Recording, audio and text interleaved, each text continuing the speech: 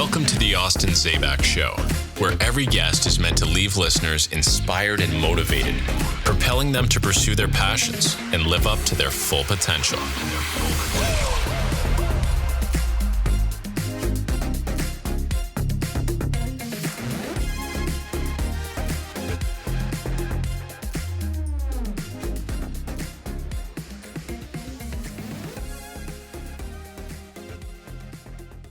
I don't know who hasn't heard of Chicken Soup for the Soul. I believe the second best-selling series or book of all time, next to the Bible. I sold 20,000 copies, $10 each. Well, that's 200,000 now. This is way before you were born. Man, that's like $2 million. I'm back. Now, the mistake I made was I didn't do another book for 5 years. I'd say Bob Proctor might have been the guy that changed my paradigm. He did that for people literally around the world. Every golfer goes into a golf shop, they buy our book. It's not like a maybe. If God created the universe, God created everything, do you believe in aliens? If they weren't here, it'd be a big, lonely universe, because you got to be something before you can do something, before you can have something. Is there a particular book or a particular thing that you would start with if you were brand new in the self-help world? I think everybody ought to start with. Welcome back to another episode of the Austin Zaback Show. Today we have somebody that you're probably very familiar with. We have Mark Victor Hansen on the show. And you probably know Mark Victor Hansen if you've ever heard of Chicken Soup for the Soul, which I don't know, Mark, who hasn't heard of Chicken Soup for the Soul. I believe the second best-selling series or book of all time, next to the Bible, which is a wild, wild accomplishment. I'm sure we'll talk a bit more about that on the show. And then obviously we've got a couple of books here on the table, but I believe Mark has written over 300 books in his career, which is just an astounding accomplishment. And Mark, obviously, you're a serial entrepreneur. You dabble in real estate. You have an insane network of individuals that you are very close with. We were talking a bit before the show about some different individuals that you have the honor of having in your phone book, right? And, for every entrepreneur or aspiring entrepreneur listening, I think this will just be a phenomenal show. And I'm just so grateful to have you here, and I'm excited to jump into it. It's my great pleasure. I mean, we're in 87% of the houses in America with my books, and we sold somewhere between 500 million and 600 million books. Now, the deal is Guinness Book of Records will only record after you go 100 million by 100 million at a time, which is sort of crazy, but also it's exciting because when Jack and I wrote this, we got turned down by 144 people. They all said, "Hit the road, Jack." I'm joking. He's a very lovable guy, actually, and. I said, I'm likable. You can like me if not, Jack. Anyhow, we got all the pink slips to prove it. But when we finally got taken, and we did 1.5 million books in the first year, and then 5 million, and then 10 million, and then 15 million a year for a lot of years. And we're still rocking. Yeah. Because books are needed more now than ever. I believe that. And I want to talk a lot about that. And I think we'll get to that point. Before we get there, really quick, for anybody who, for some reason, maybe hasn't heard of you, Mark, talk to me about your journey a little bit. Like, when did you author your first book? What got you into that world initially? I mean, we're obviously talking probably many, many, many years ago, but, I'm just curious, like, how does one get into that world? And then obviously we'll kind of talk about how that progressed over time. I love the question. So I don't know how far back to go, but I'll go to age 16. I'm a little rock star. The Beatles come out, and I start playing bass, and I own the group called the Messengers, which my wife said is prophetic of what I do. Long story short, I go to graduate school. I get to a really smart guy, Einstein's best student, a guy named Buckminster Fuller. He invented spherical buildings made out of triangles called geodesic domes. You've seen them everywhere. I mean, they just exist. They're lighter than any other building. Not easy to put furniture in, but a light building. I'm building $2 million a year worth of those in New York City, 1974, but I'm doing it in a mistaken product. I didn't know. But it was my worst experience, but it was PVC, polyvinyl chloride, plastic. The oil embargo hit, and the Arabs said, "We can write checks so big your banks will bounce."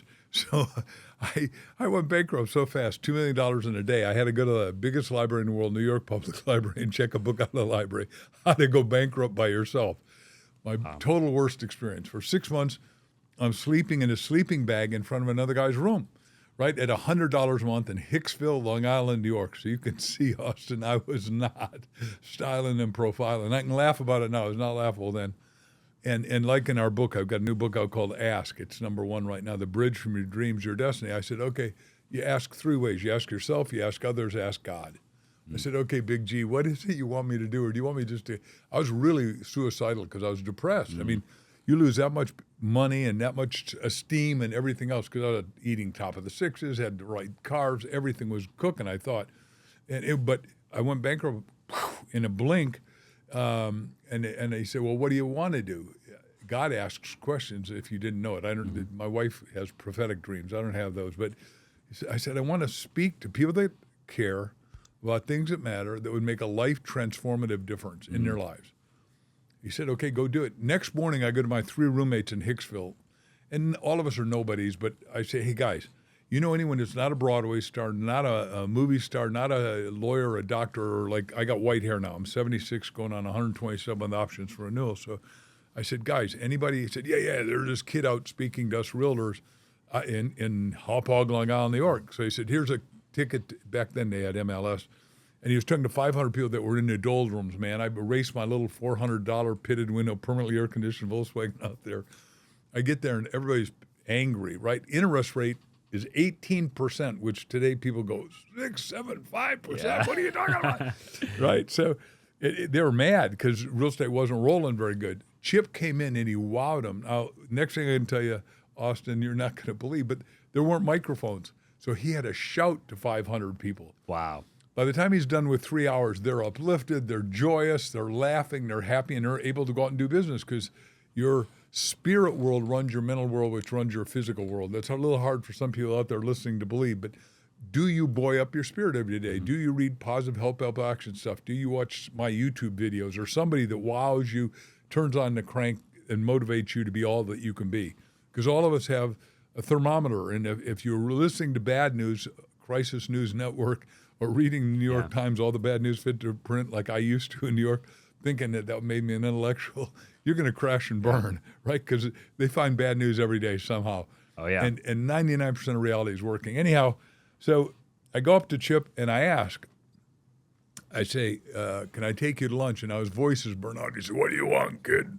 And he's a decade older than me or more. And I said, I want to do what you do. He said, oh, look, kid, that's like a bad idea. Go get a real job. This is tough. Chance you make it is 1 in 1,000. Anyhow, shortening my story a little bit, I did really well as a speaker, and then people said, man, you're the best storyteller I ever heard. Do you have that in a book? So I said, duh, I'm going to do a book. So we did books at $10. Back then, you printed them for $1. That's no longer going to happen. We sold them for $10. And I did a book called Stand Up, Speak Out, and Win to little insurance audiences. He taught me where to go and how. He said, life insurance is a bottomless pit. They they circle through the people every 90 days to a year, so you can never run out of market. And I thought, wow, that's cool. Anyhow, talking to little offices 4 a day. Tony Robbins and I are the only 2 guys that did 1,000 talks a year the first 3 years in business. I mean, we've talked about that together as friends. But and he's an amazing guy. But the fact of the matter is, I sold 20,000 copies at $10 each. Well, that's 200,000. Now, this is way before you were born. So remember, 50, man, that's like $2 million. I'm back. I have arrived back, brother. Yep. I got me a Chrysler Cordoba car with Corinthian left. Yep. I am. Now, the mistake I made was I didn't do another book for 5 years. Talk about being dumbass squared. Right now, you see, I believe that when you do a book, you got to do sequels and prequels. And like you said, I did 321 books, and I've got some of them here to talk to you about if you want. And I love the book business. I love the people in it, and I especially love the readers because a book is the most screaming, wonderful, inexpensive value in the world because you're getting a lifetime of wisdom of somebody, and it transforms your life. And it depends on the speed you read at. Like the blind guy listens on audio, who's my best friend. One of my best friends, the guy who wrote Ultimate Gift, which I wrote the foreword to his book, and said, this has got to be a movie. And he made $100 million in a movie with Raquel Welch. And he's blind. And he's always in his own movies, and he's acting like he's a chauffeur because he's wearing sunglasses so no one knows he can't drive. Because you got to have fun. But this is Jim Stovall's the wisest guy, and I love him, and I love his book, Ultimate Gift. And now he's done 50 books and a lot. But because I want everybody to write. Everyone's got a book in them, and everyone needs to write a book. So, bottom line, I was a speaker who became a writer. Then I was a writer who spoke. Then I'm a writer that speaks. That started a publishing company that I right now humbly say I probably are the fastest growing publishing company in the world because we're doing stuff nobody else did, and we know how to market. And God bless. I love the 8 houses I'm with: Random House, Simon Schuster, Hay House, HCI. But they I am a publisher. I publish the book. It's up to the author to sell the book, and authors are all one. Over 90% of the people that listen to the show have not yet subscribed or followed the show. And if you subscribe or follow the show, it greatly helps me go continue to get bigger and bigger names on the podcast for you to listen to. It would mean the world to me if you would take just a quick minute, subscribe on YouTube, or follow the show on any platform that you're listening on, and I will make it my mission to go out there and to get bigger and bigger names for you to enjoy. Again, it is really the only thing that I will ever ask from you, so it would mean the world to me. Now let's just go ahead and get right into it. Book wonders, they'd tell me, or they reject you. Well, I help everybody figure out how to sell it and deal with guys like you who know how to market and have media. And right now there's more potential for somebody with a book to sell and more.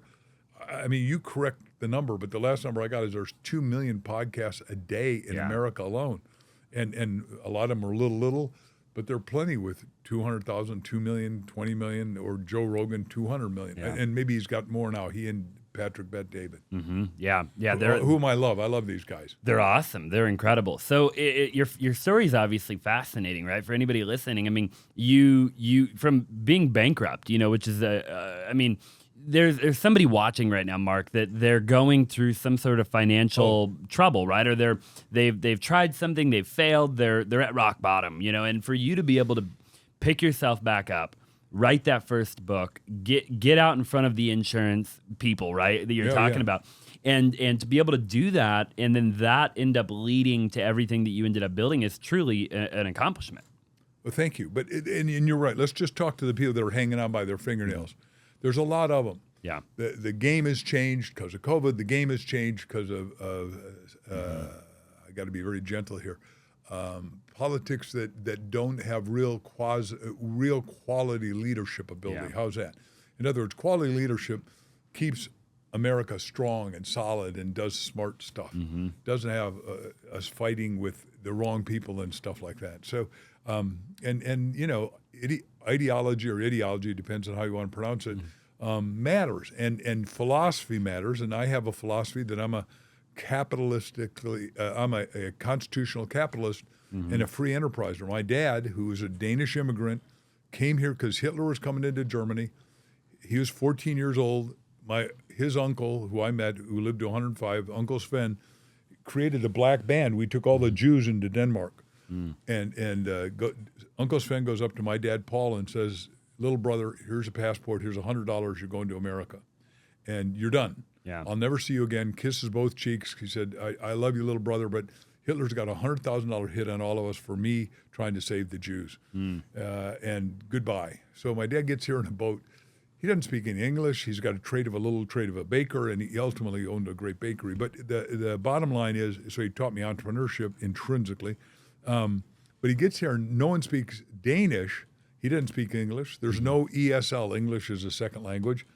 A black guy starts talking to him, and he'd never seen a black guy, much less a black guy who speaks Danish. And he says to the guy, I don't mean to be stupid, but how come you speak Danish? He said, you own my island. Yeah. My dad says, I got a $100 bill and a passport. I don't own any island, because he'd never taken a class in geography. He said, what island do I own? He said, the Danes own St. Croix Island. They still own it today. But, so there's no racism anywhere in my family for any reason. But it's astounding that my dad had to suck it in and tough it out from the war, from the Depression, made it through. And I saw that kind of strength and verve and vitality. And I said, that's what I want to grow up and have that. And because this is an entrepreneurial show, let me define entrepreneur from my point of view, and you tell me if you like the definition. But an entrepreneur finds a problem. Mm-hmm. Yep. Now, there are more problems than ever before, and I wrote the book 1 Minute Millionaire, which says there's 1 million ways to make $1 million. Yep. There's one right, perfect, easy, acceptable way to you. Everyone is born, what we say in our Ask book, coded with God-given DNA to go do something great, to bring it up to a Michael Jordan or Elon Musk talent or Taylor Swift talent ability. Everyone's got that, and your job in life in this incarnation is to find out what it is. Yeah. Right? And that's what my job is to hold up the mirror and say, here's the way we do it, and I'll teach you how to do that in a minute. But the point is that I'm really lucky that I kept asking questions, because that's what life's about, is you're in the university called life, right? And you got to ask yourself all the questions. Who am I? What do I want to do? Where am I supposed to go? And when it's done, what do I want to look back on? And what was I passionately on purpose about that made a difference for me, my family, and the world? Yeah, so powerful. So you talked then about, when you were at ground zero, you filed bankruptcy, right? Yep. And you said you can laugh at it now, right? But in the moment, it was extremely difficult, right? Very hard, right?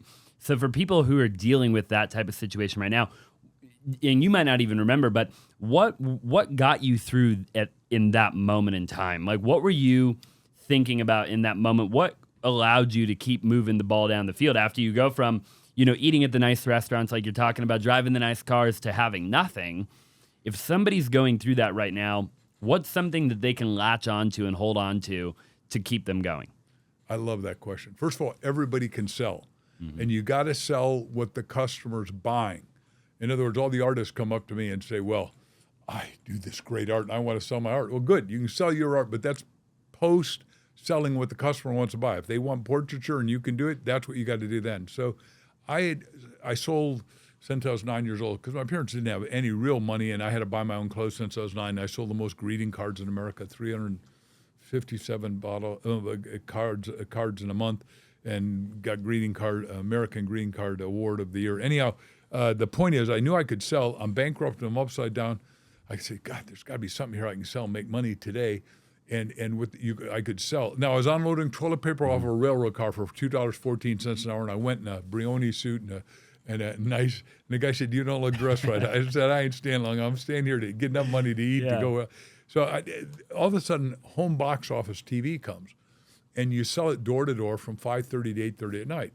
So and you got $10 everybody who's subscribed, and you got paid cash every night, which is totally illegal tax-wise, I'm sure. But as I look back on it, I never thought about it then, right? All I wanted to do is have some money in my pocket to eat again and keep moving. So I sold home box office for a couple months, and then maybe the third or fourth month is when I got smart enough to ask God the question that got me to Chip Collins, that got me to speak and get going. Yeah. Do you think everything in life is sales? To some degree? That is a big question, and the answer is at a lot of levels, yes, because you got to sell yourself. You got to be sold before you can sell. You got to be convinced before you're convincing.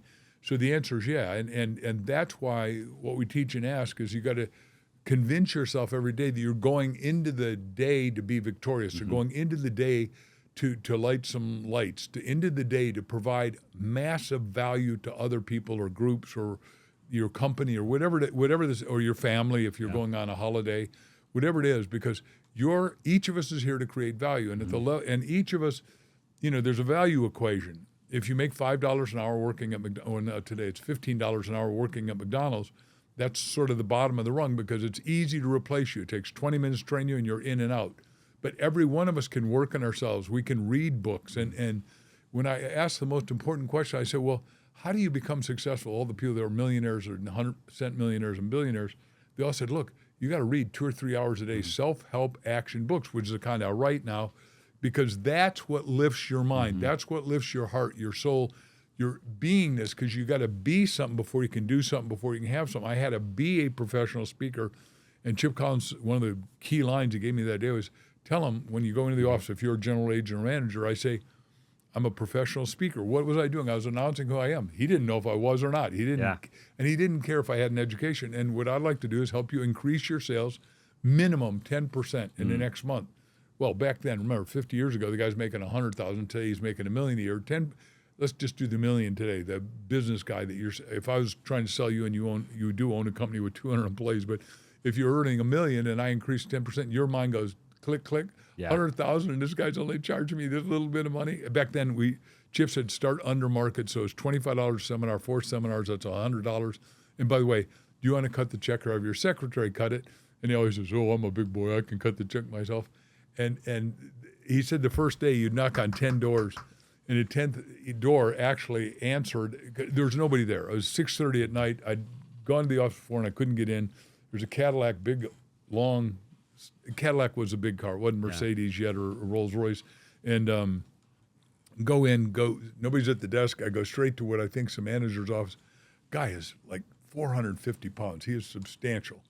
Cigar smoking guy. And he said, come in, boy, come in, thinking I want a job, right?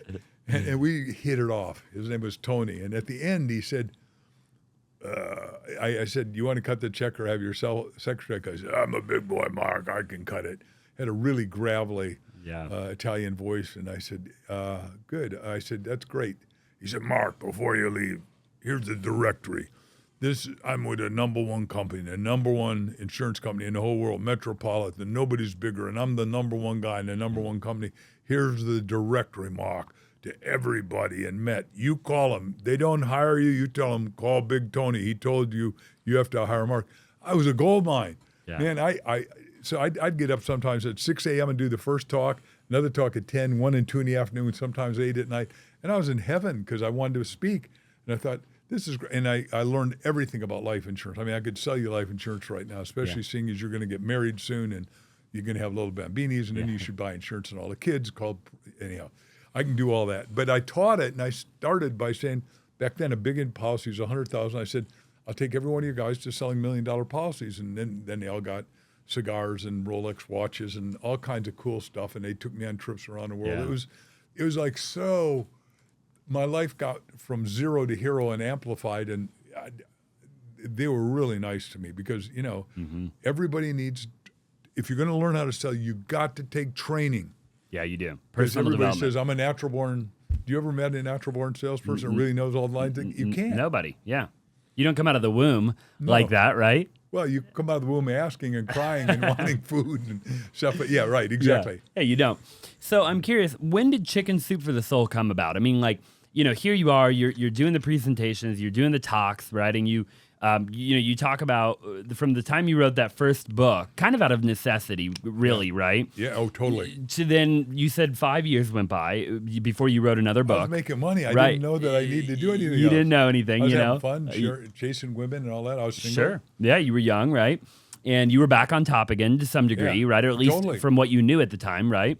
And so then when was Chicken Soup for the Soul the next kind of thing that you ventured down, or was that later on down the road? I did other books for a decade, and then all of a sudden Dr. Jack Canfield and I are talking on the same thing called the Mandala. It's a health conference. It's still running. 6,000 people were there in San Diego. He was kickoff, and I'm tie-up. And he comes up after I've signed all the books, and he said, man, I've never heard a better storyteller than you.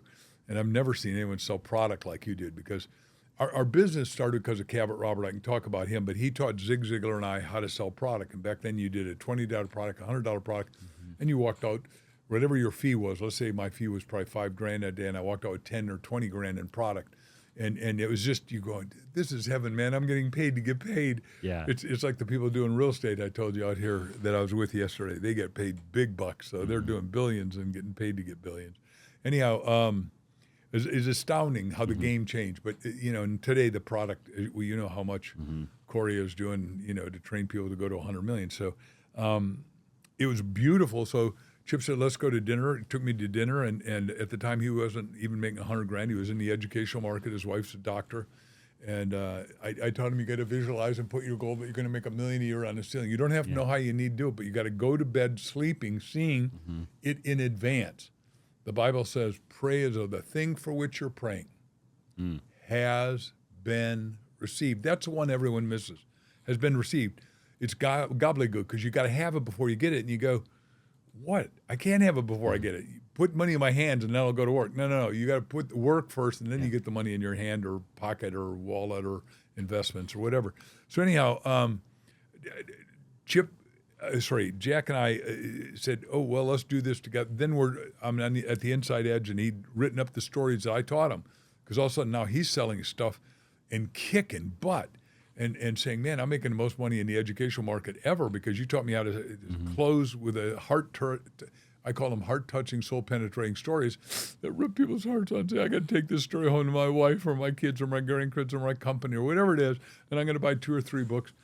And so I said, well, if you can do it, seeing as all those 65 stories are mine, we got to do it together.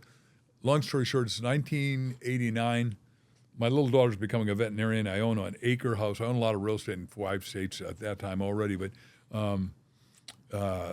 we got 88 animals on an acre, and Jack and I go to bed metaphorically. We had the book ready, we thought. We had kick-ass stories. We're getting turned down already, but we didn't have the right title on it, and what we teach and ask is to find your purpose. You go deep in your innermost, highermost subconscious mind 101 times. Say, if you're spiritual, you say, what is my mega best-selling title? My mega best-selling title, my mega best-selling title. If you're spiritual, say, God in me, what is my mega best-selling title? God in me, what is my mega best-selling title? God in me, what is my title?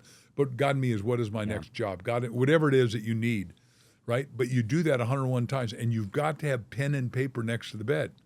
You are going to wake up in the middle of the night. You did not get this big without waking up in the middle of the night. Am I telling the truth? You're telling the truth. I mean, I've had the pen and the paper next to the bed many times in my life. Because if you want to object to anything I say or say, no, that isn't the way it works. True. Very true. I don't know anyone rich that doesn't wake up in the middle of the night with the answer. Yeah, or you can't go to bed at all. No, you can't go to bed. I've had a lot of those. I got the solution here, and you're vibrating because you're operating at a soul level, I call it. So Jack calls up at 2:58 in the morning. I mean, an electric clock next to bed. And remember, I said 88 animals. We had 4 dogs barking. We had chickens barking because everyone gave me, just chickens going nuts. and I really believe in eating organic, healthy, live food that's alive. So the whole family wakes up because Jack calls. Because no cell phones yet. 1989, cell phones not invented. No smartphone. Yeah. So when a phone goes off, there's 4 phones in the house ringing everybody. Right, in our little estate at the time. And I said, what is it? He said, chicken soup. I said, for the soul. He said, we got it. We both got goosebumps, which became the model. We got 7 things that a chicken soup story had to have. Here's the curbs, here's the road. First one, it had to have God bumps, goosebumps, chili bumps, right? Next one, it had to cause instantaneous behavioral change. Next one, it had to be transformative to the person. I can go through all 7, but the point is we knew we had a success formula because everywhere we talked, we both got standing ovations. We sold out of whatever product. He had sold if I get the number wrong, it's me, but I think 370,000 copies of Self-Esteem in the Classroom, right? Because Jack, while he was a Harvard guy, he was a Chinese major. He's never been to China, and I've been to China 80 times. I won't go now because they're no longer capitalistic, they're communistic now, though, because of Xi. It's a long story, but they're communistically, Maoistically communistic, which Mao killed 78 million people, and and there's Zig Ziglar and I used to travel together and do big talks with 10,000 people at a time, and he'd say, it ain't 10 suggestions. Yeah, for sure. How big of a role did the Zig Ziglars, the Tony Robbins, I grew up, I got into multi-level marketing when I was 16, 17 years old, company, right? if I may ask? I got into Vimo. It was my first company ever. And then I eventually did Janess, and then I did Life, and then I did, I think, LifeVantage.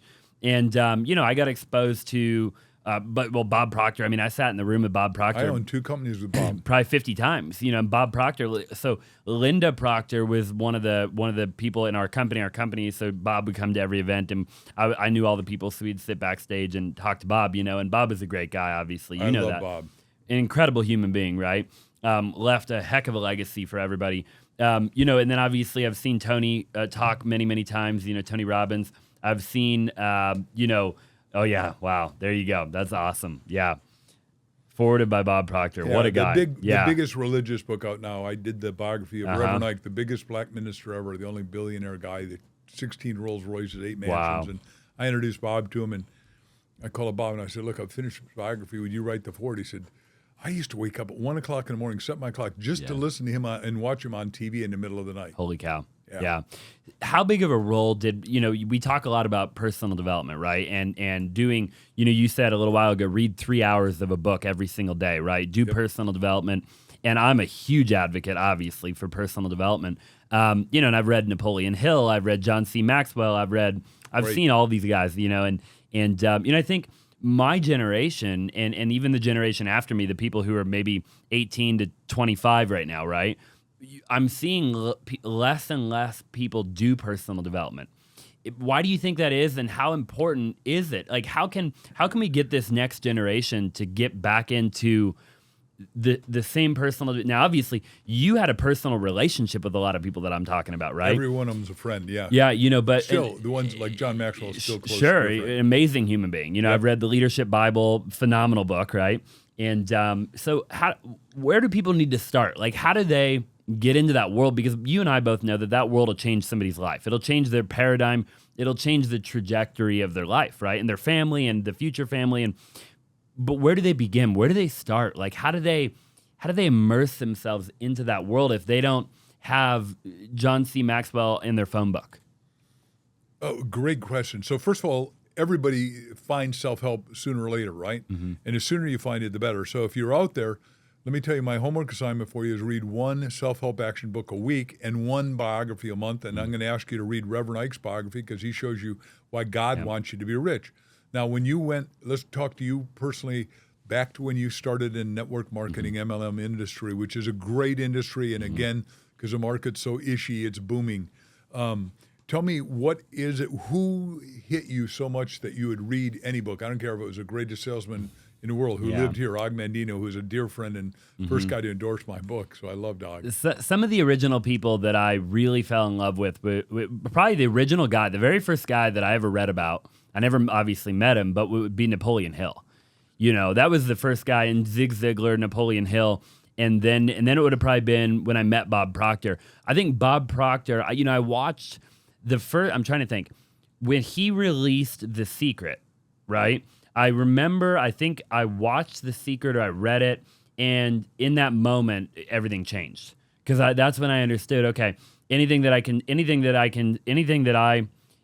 desire, anything I want, I can achieve. I'm the highest form of creation. I'm God's highest form of creation. I beat 300 million sperm to be here on planet Earth, right? And if I'm here in existence on planet Earth, if I set my mind to something, if I can visualize it, if I can wrap my brain around it and see it, I can have it, right? I can manifest that into the physical realm, the physical world, right?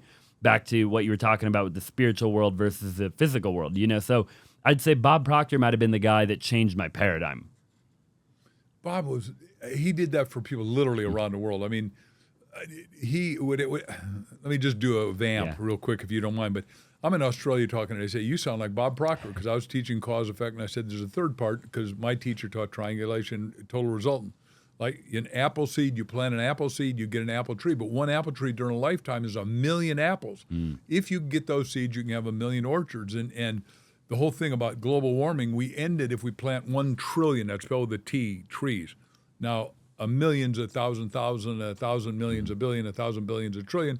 We plant those trees, we have no more pollution, which is what we need to do. And because I'm a publisher, we just published a little book, kid's book, because he's 12 years old. He's worth $250,000. His parents take him to all the investment conferences. Big brother's already a millionaire. And he met us down at, we were at the Collective, which you probably know is a group with Ken McElroy. And a little kid comes up to my wife and says, I'm rich too, I'm worth $250,000. And I heard Mark say we need to plant a trillion trees, so I'll do it. And the book we did with him is called The Treehouse. It's a bestseller right now. And he did homework, but I'm talking to he and his parents on the phone, and they're in the car, and I say, his name is Ethan. I said, do you know the story of Johnny Appleseed? You know the story, right? Yeah. Johnny Appleseed was a real person, John Chapman, and he ate apples every day, saved 15,000 apple seeds, and he planted apple seeds going west from New York to past the Midwest as far as he had apple seeds, so people could eat going west. What a nice guy that is, right? Because apples have to grow. Yep. So anyhow, the kid says, wow, that's a great story. His dad says, we're going right now. And they drove right to the bookstore, bought the Johnny Appleseed book for little guy. Anyhow, so he does his homework. We're doing apples to mulberry trees around the world. And he's planting them today by drones. So he can plant 100 in an hour. And he said, look, during my lifetime, I'll personally take care of this. I said, well, I hope we do that a little quicker. But, so he said, what do you want me to do? I said, well, let's have you figure out how you get other kids not only buy real estate, because you and your brother and mom and dad are teaching real estate, but why don't you, in Ohio, but why don't you also get everybody to plant trees? If all of us plant 3 trees, 8 billion times 3 trees, it'll turn into 1 trillion trees, and we're no problem. He said, okay, I'll say that. And he does it every talk, and people go, oh, yeah, and I'll buy your book. And I mean, because can you imagine being 12, have your own little book and sign it to everybody? Because everybody comes up and buys a $10 book from a kid. I mean, it's like if Girl Scouts cookies are being sold, if my granddaughter comes up to you and sells Girl Scout cookies, you'd have to buy all 8 of them, right? You'd buy them every time, You're done. You'd melt it. Right? Yep, for sure. Yeah, you have to. Yeah, it's so cool to hear, how these people change your life. Is there a particular book or a particular thing that you would start with if you were brand new in the self-help world? Where would you start if you were brand new? You didn't know any of the guys that we're talking about, right? You obviously talked about the Reverend Ike, right? But are there any other books that you recommend for people to start? I think everybody ought to start with Think and Grow Rich.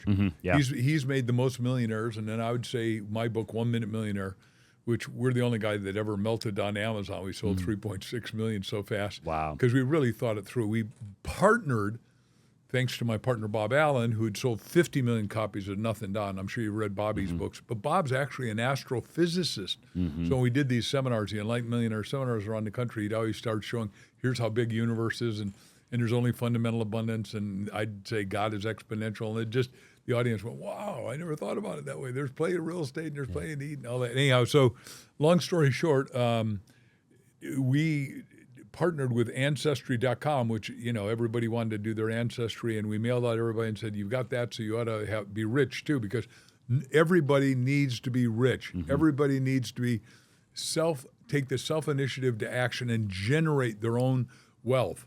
I mean, we're teaching that to I want to teach it to everybody, and every kid that'll learn that, I say, okay, I'm still answering your question of 2 questions ago. You get an academic education, great. And I grew up being told, if you don't go to college, you'll be a nobody. Yeah. Well, today you can go to college and still end up waiting tables. Nothing disrespectful about dignity of work. Dignity of work's dignity, but you'll stay waiting tables unless you raise your personal value by your inner value to create the outer value. Yep. John Maxwell, my dear friend, and I helped get him in a ratio with our other neighbor here, Harvey McKay, who just turned 90. By increasing your inner value, working, as Jim Rohn said, harder on yourself than you do in your job, right? And that is a daily thing. Either it is like, if you've been to Florence yet and seen the Great David. Oh, no, I haven't. No. Well, you've seen the pictures of it, and they say, Michelangelo, how you make a David? He said, I chippy out everything that's not David. Yeah. Well, the only way to chip out all the negativity, because the world's negative, the world's not positive. The world's got a lot of antagonism towards each of us. So, because people say, well, you're always up, you're always buoyant, you're always positive, you're Mr. Enthusiasm. I want to call you just to get a hit. I watch your shows just to get a hit off of them. Well, thank you. But I want you to get it too. I mean, the deal is this. Boy, I think this answers your question. So one of my 4 favorite presidents is Thomas Jefferson. Jefferson said, hey, look, Austin, if my candle's lit, and for whatever reason yours has been blown out by the world, it's been negative, snuffed out, take my candle, light your candle on mine. It doesn't take anything from mine, but it makes the world instantly 4-fold brighter. Now, the only other thing is you've got to have pass-along value. You got to go light somebody's candle. And here you got 200 employees. Yeah. We need to get all of them to read stuff, and including John Maxwell, so they know they got to not only be valuable to themselves, valuable to you, valuable to the company, valuable to everybody they talk to raise up, because we're in a time that we need 8 billion people to all play together, because any one of us can goof it up pretty quick electronically, but it takes... And I'm going to go here. The head of PGA is going to do a book with us today, and today it turns out that the richest guy in the world in a foreign country that I can't mention because I don't have permission, but wants to put $1 billion into PGA and make it PGW. Wow. Professional golf worldwide. And he said, here's all the dilemmas, and here's why I need to write this book with you, Mark. I need you to ghost it and all that. And it's interesting, the dilemma. I see his dilemma, and I can't take you through it because I don't have. It just happened today. I love this guy, and I love golf, and I love all sports. But it turns out that there's a lot of people that don't want stuff like that. Well, look, I'm as proud American as exists. I believe America first, all that stuff. But we also got to have so much largesse that then we can score for the whole world. And if you create fundamental abundance, which Christ said, John 10:10, I have come that you might have life and have more abundantly. You create that with technology, but you create it with positive technology. And that's why I said earlier, I'm a hero. Elon Musk is my hero. One guy running $8 billion companies, and he said, look, he's going to redo AI. He created AI. He created ChatGPT, which is genius, right? I say today, either you're AI enabled or AI disabled, right? If you ain't got it, you're going to lose, because it's one of the things you got to put in your little skill toolkit and learn it today. You can program the same day you learn it. That's how fast it is. So, but he's going to make it so it's only positive, because negative, somebody using AI could empty every bank account in America in a nanosecond. You wouldn't know it. Yeah. How do you fix, I want to go back a little bit really quick to something you said a little while ago. and I wanted to, maybe we can dive into just a little bit, but how do you fix the education problem that we have, right? Like when you think about, you talked about college and schooling and how it's evolved over the times. And obviously in America right now, I think we have an education problem, right? This isn't taught in school, right? None of this is taught. Like when I go to school, even when I went to school, I learned 2 + 2 = 4, 4 + 4 = 8. I learned A, B, C, D, E, F, G. But I didn't learn. Nobody told me anything about Bob Proctor. Nobody told me anything about Napoleon Hill. Nobody sat me down and said, if you make $1,000, you should save $500. You should invest $200 or $300. You should buy real estate. You should put it in the stock market. I think we have this gap, right, where the vast majority of Americans, and really throughout the world, I think the world is even probably has more problems than we do. But where people aren't financially literate, they're not literate in personal development. They're not, and the only way that they can become literate is to have access to YouTube or Instagram, find somebody like Mark, right? Find somebody like Bob, Napoleon Hill, somebody like that. How do you fix that problem long term? And do you think it is a problem? I think it's a tragic problem. So academic education is going to stay the way it is because it's unionized, which is a mistake at a lot of levels. When two of our daughters are teachers, one's a professor, one's a special ed, and she finds 15 kids in the morning, 15 in the afternoon, finds 4 of them that are Asperger's positive. Guys like Elon Musk are Asperger's positive. I can name 10 people that are Asperger's positive that you and I have in our knowledge base. So all that's great. She helps find them. At that level, like when my kids went to school and like our grandkids, we audit the teacher, right? Even when I was at university, I audited the teacher. You never take the class, you take the teacher because there are great and inspiring teachers. If you are amateur hour, you just go to school and say, I'll just take the dang class and I'll get out of it. Right now, just get out of it. No. You're there to learn so you can earn, so you can return. Because, you're made in the image and likeness of God. That means you got 3 C's going for you. You're here to create, because he created everything, and you and I are supposed to create. You're here to contribute, and you're here to be charitable. The second thing you're saying is more important. Every one of us, if I could inspire you to do anything, if I could light a fire under you, it'd be to read Self-Help Action Book of any of the people we've mentioned. They're all great friends, and if you never buy one of my books, I'll cry. But it may be. That isn't going to happen, I don't think. Anyhow, so what you got to do is start them as kids, and because we got 3 grandkids that are young here in Gilbert, and every book, I get to pick the books, like Augmentian's Great Salesman or my book or whatever, and whatever the price of the book is, that's how much money they get when they finish reading it, write a report on it, and answer questions from Grampy, right? And these kids, each one of them will do well. So let me just talk about the 11-year-old. The 11-year-old is straight A's. He's at the Leadership Academy in there.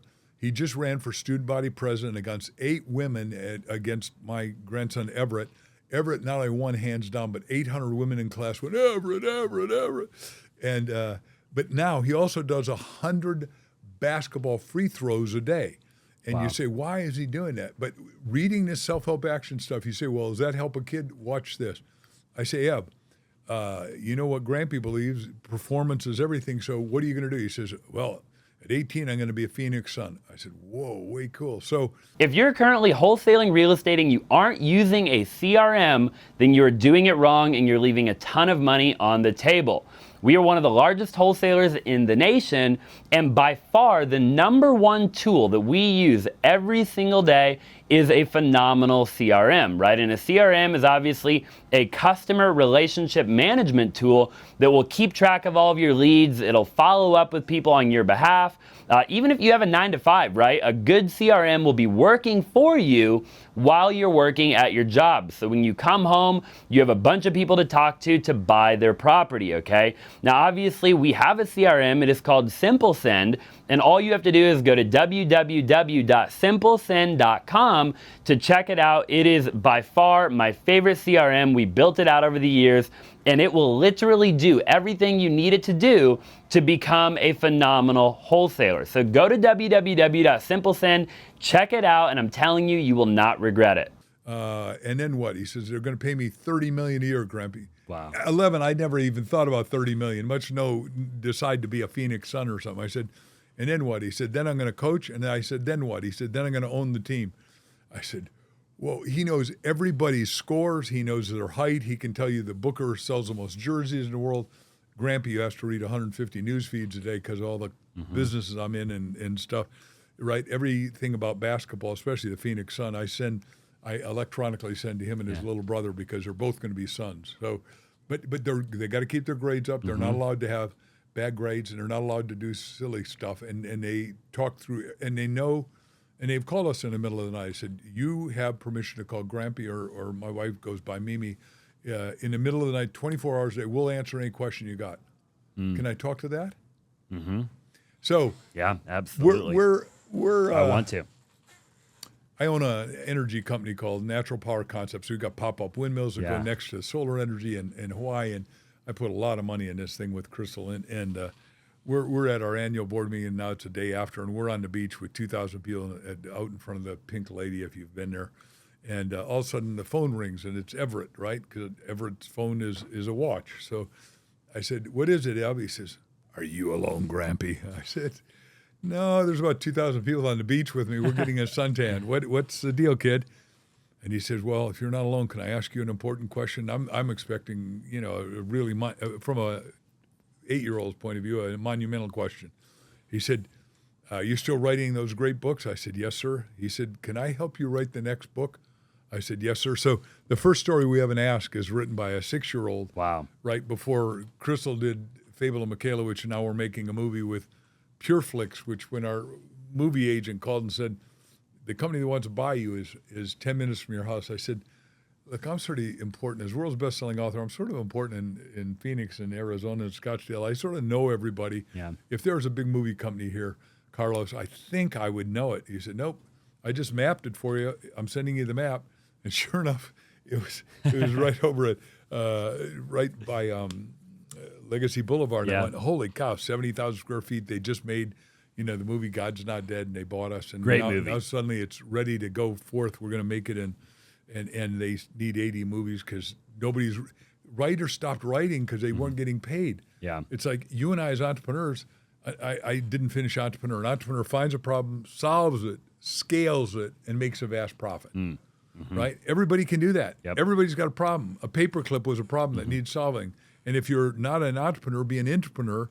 The guy at 3M Company had a glue that didn't take ink off the paper, so he went to the boss and said, I know how to sell a lot of these, and if you'll give me 1% and sign this contract.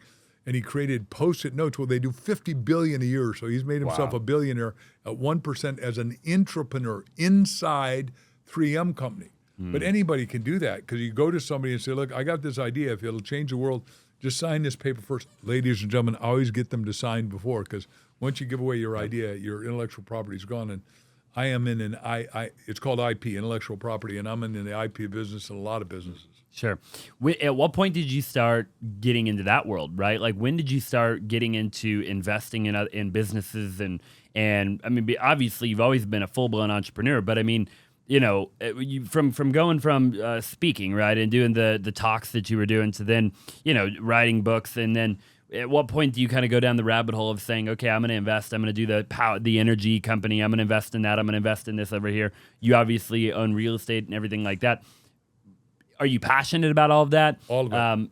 What inspires you? Like what do you invest in? What do you not invest in? What's your thought process there? Okay, there's 3 questions there, but I'll do the first one first. Jack and I are blowing and going with chicken soup. So to get my mind off chicken soup, I thought, wow, I love Spielberg's movies. I like George Lucas's movies. I'll read their biographies this weekend just for the heck of it. And I said, you got to read a biography a month minimum, and I've read like 6,000. So it's not when you come to my house, and you'll be invited, you and Mo. So, and you'll see the library is enormous. I can't wait. And, it's big. But I've had people go in there, some famous people, and say, I don't want to leave. I don't care about you. I want your library. It's like I got a pillow in my private office that says, Thomas Jefferson said, I can't live without books, which is great. And the next pillow says, Mark Twain, my other hero, says, when I die, I think heaven and paradise would be perfect if it's the biggest endless library in the world. So it's sort of cool. Anyhow, so I read the Spielberg and Lucas's book over the weekend, and I go to Jack and I say, man, these guys made $800 million on ET, but they made $1.5 billion licensing, and my mind's lighting up. And Jack said, well, so what? I said, we're going into licensing. No one's ever licensed in books. It's such a deal. And so I started. We did $1 billion in licensing, and we did like $157 million worth of dog food. Well, you get 15% of. Remember, little daughter's becoming a vet, and we got 4 dogs. And I said we had Diamond Pet Food fly in, and they're second biggest after Purina, and they say we want to do a dog food, chicken soup at the soul dog food, which is selling like crazy still. And I said, well, 4 things. Number 1, the dogs got to like it, because I just talk to 8,000 veterinarians, and Purina came out with the dog food. It was well packaged, well placed, all the stuff was right, and it sold top 1 month and then crashed. And the chairman comes in and says, "What happened?" Said, "The dogs don't like it." So I said, you start with a customer. In this case, the customer, as far as I'm concerned, is our dogs. Yeah. Our 4 dogs got to like it. It's got to be organic. It's got to be totally safe, and it's got to smell okay for the parents, because I pour the dog food, and man, if it smells bad, I go, whew, I wouldn't want my dog to eat it. Yeah. Anyhow, so they did that, and then we did a little what we call sampler, 3 stories out chicken soup in there, and we did chicken soup with the pet lover soul, and then horse lover soul, and all those, because I said you got to do sequels and prequels. When you find a market, and listen up, everybody, when you find a market as an entrepreneur, you've got to do total market penetration. That means everybody that's possible that you could sell in that market, sell everybody, right? I mean, golfer sold. We sold. Every golfer goes into a golf shop. They buy our book. It's not like a maybe, right? I have not seen that chicken soup of the golfer sold. Or teenagers, we sold 19 million the first year, because teenagers, back to your question 5 or 6 questions ago, don't have anything to talk about. Hey, what's happening, man?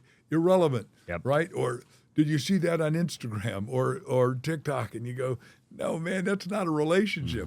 But if they read a story to each other, like, I wish I had a brother like that, oh my gosh, I got goosebumps. And then now you tell what your irritation is, what your problem is with mom, dad, brother, sister, the teacher that doesn't like you, the friend that was small with you, the boyfriend that left you, whatever this, every one of them's got a story. And like, I was talking to 20,000 leaders out at Ball State University, and they're pouncing a ball around while I'm trying to talk to them, and the talk went great, and they all loved it, and they had my book, and the 3 girls that picked me up said, I wouldn't have made it in college here if it hadn't been for your book, and these 3 girls, we could talk, because we wanted to go home. We were so lonely for mom and dad. And then at night, we go to dinner. This is how you find problems. Just listen. Yeah. You got 2 ears, 1 mouth. You're supposed to listen twice as much, and the president is saying, look, Dr. Hansen, only 1 in 10 that matriculate any college graduates. And I go, whoa, man. I got done undergraduate in 3 years working 18. I was taking 18 units, which is 15 was normal.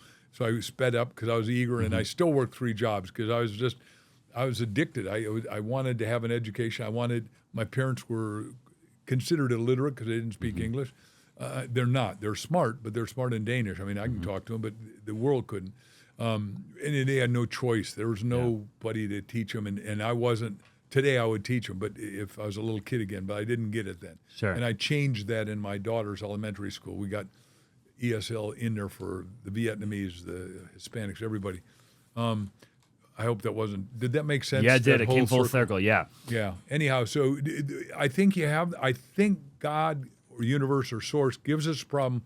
So you literally go into the problem and roll up your sleeves and then solve it. That's what I personally believe.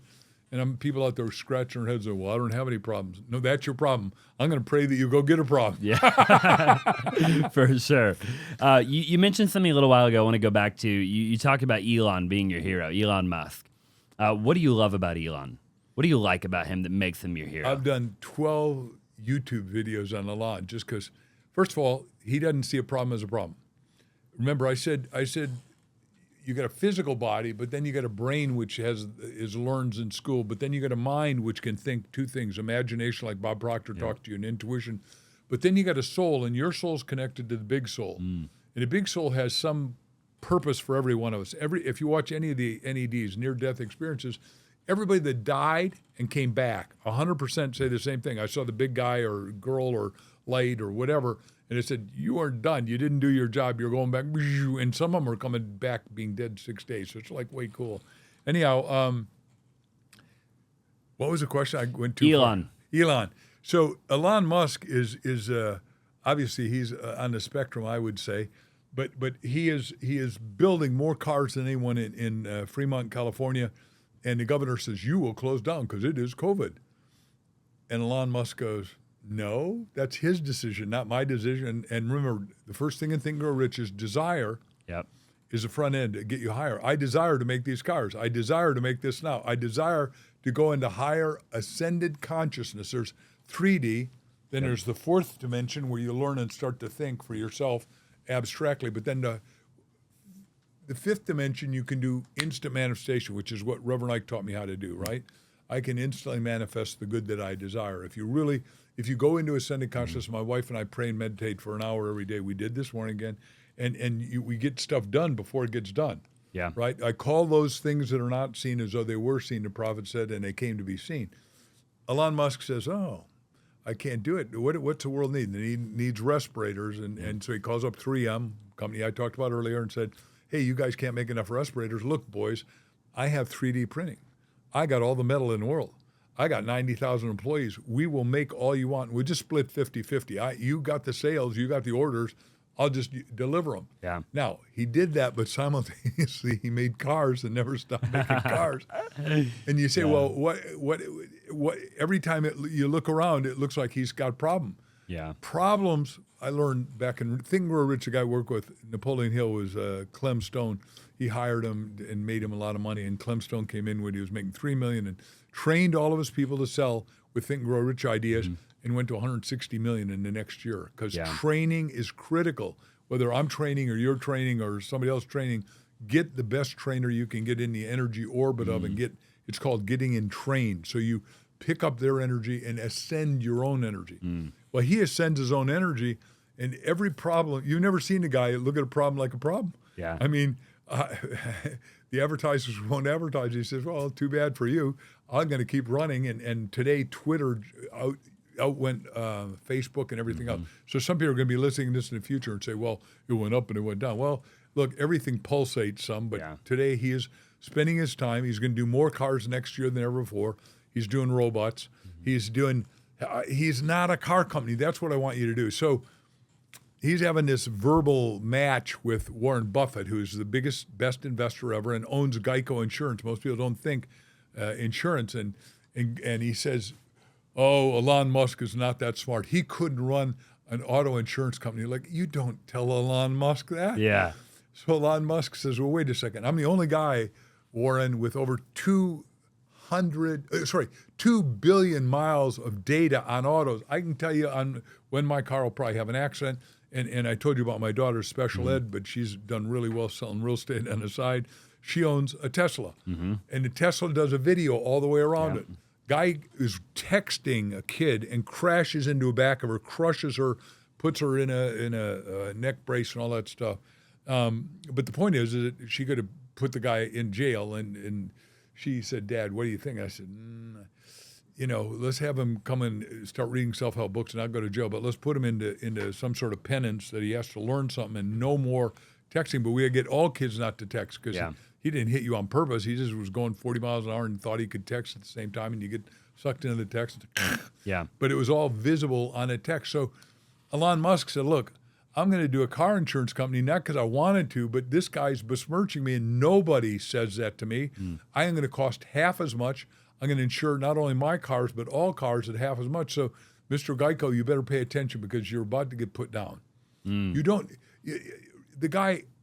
Look, if somebody's willing to outwork everybody, he works 100 to 120 hours a week, still has 10 kids, 4 wives, and he believes what I believe. We need a bigger population, not a smaller population. So, because you're so smart, when you get married, I hope you have 10 or 12 kids. I will cheer you on and give you a gift to inspire you to do that if you want, because I've written a book to that effect. But we need more smart people because the population of the world is going down. And we need... Infertility, right? Yeah, exactly, but that's... Anyhow, right. Yeah, for sure. How does everybody obtain the mindset of not viewing a problem as a problem? Read all my books. Watch my videos. I mean, literally, if you only had 5 minutes to read in the morning, take one of my books in the bathroom, read it first thing in the morning and last thing at night, because it's important, like if you read the Ask book, which I'd encourage everyone to get, because everyone thinks, well, I know how to ask. Well, if you aren't rich, you don't know how to ask. If you're not happy, you don't know how to ask. Because if you learn how to ask, you're going to go, what would make me happy? Well, what makes everyone happy? And I won at Stanford last year. I'm in the Happiness Hall of Fame along with Mother Teresa and Muhammad Ali. Very cool. Anyhow, it was a way cool award to get. Anyhow, but the Happiness Hall of Fame, I said, the only way to happiness is that you've got to get results. You've got to make progress every day. I'm not going to hit it on the table because I know his ears will pop, right? Exactly. Yeah, no, 100%. And I believe you. You know, I think anybody can adopt that mindset, you know, No, they have to. They have to, yeah. For their own good. Your self-esteem, your self-worth is in there. Look, we got 3,000 people a day committing suicide because they haven't made themselves worthy. The first thing we teach in there, 7 roadblocks to success. Number 1 is self-worth. And Bob Proctor, we do his story because Bob and I were such great friends. I mean, he grew up in a depression, born in 35, saw nothing but poverty, had no father at home, went in the Navy, didn't really like the authority of it, becomes a fireman, is in a bar every night drinking with the boys and making $4,000 in 2006 and said, this sucks. I'm getting out of here. Guy, Ray Stanfield, said, read, think, and grow rich. Look, I'm rich, I'm healthy, I'm happy, I'm successful, I'm doing what I want. And success is best defined as you designing the lifestyle and future of your heart's desire. And whatever you do is up to you. And as long as it doesn't hurt anyone, of course, and it's honest, integrous, all that.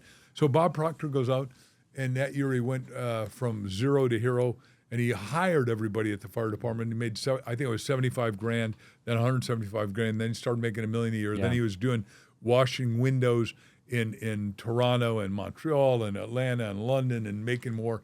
And then all of a sudden he said, wait a second, I'm making all this money and I just don't get it. I don't really have self-worth.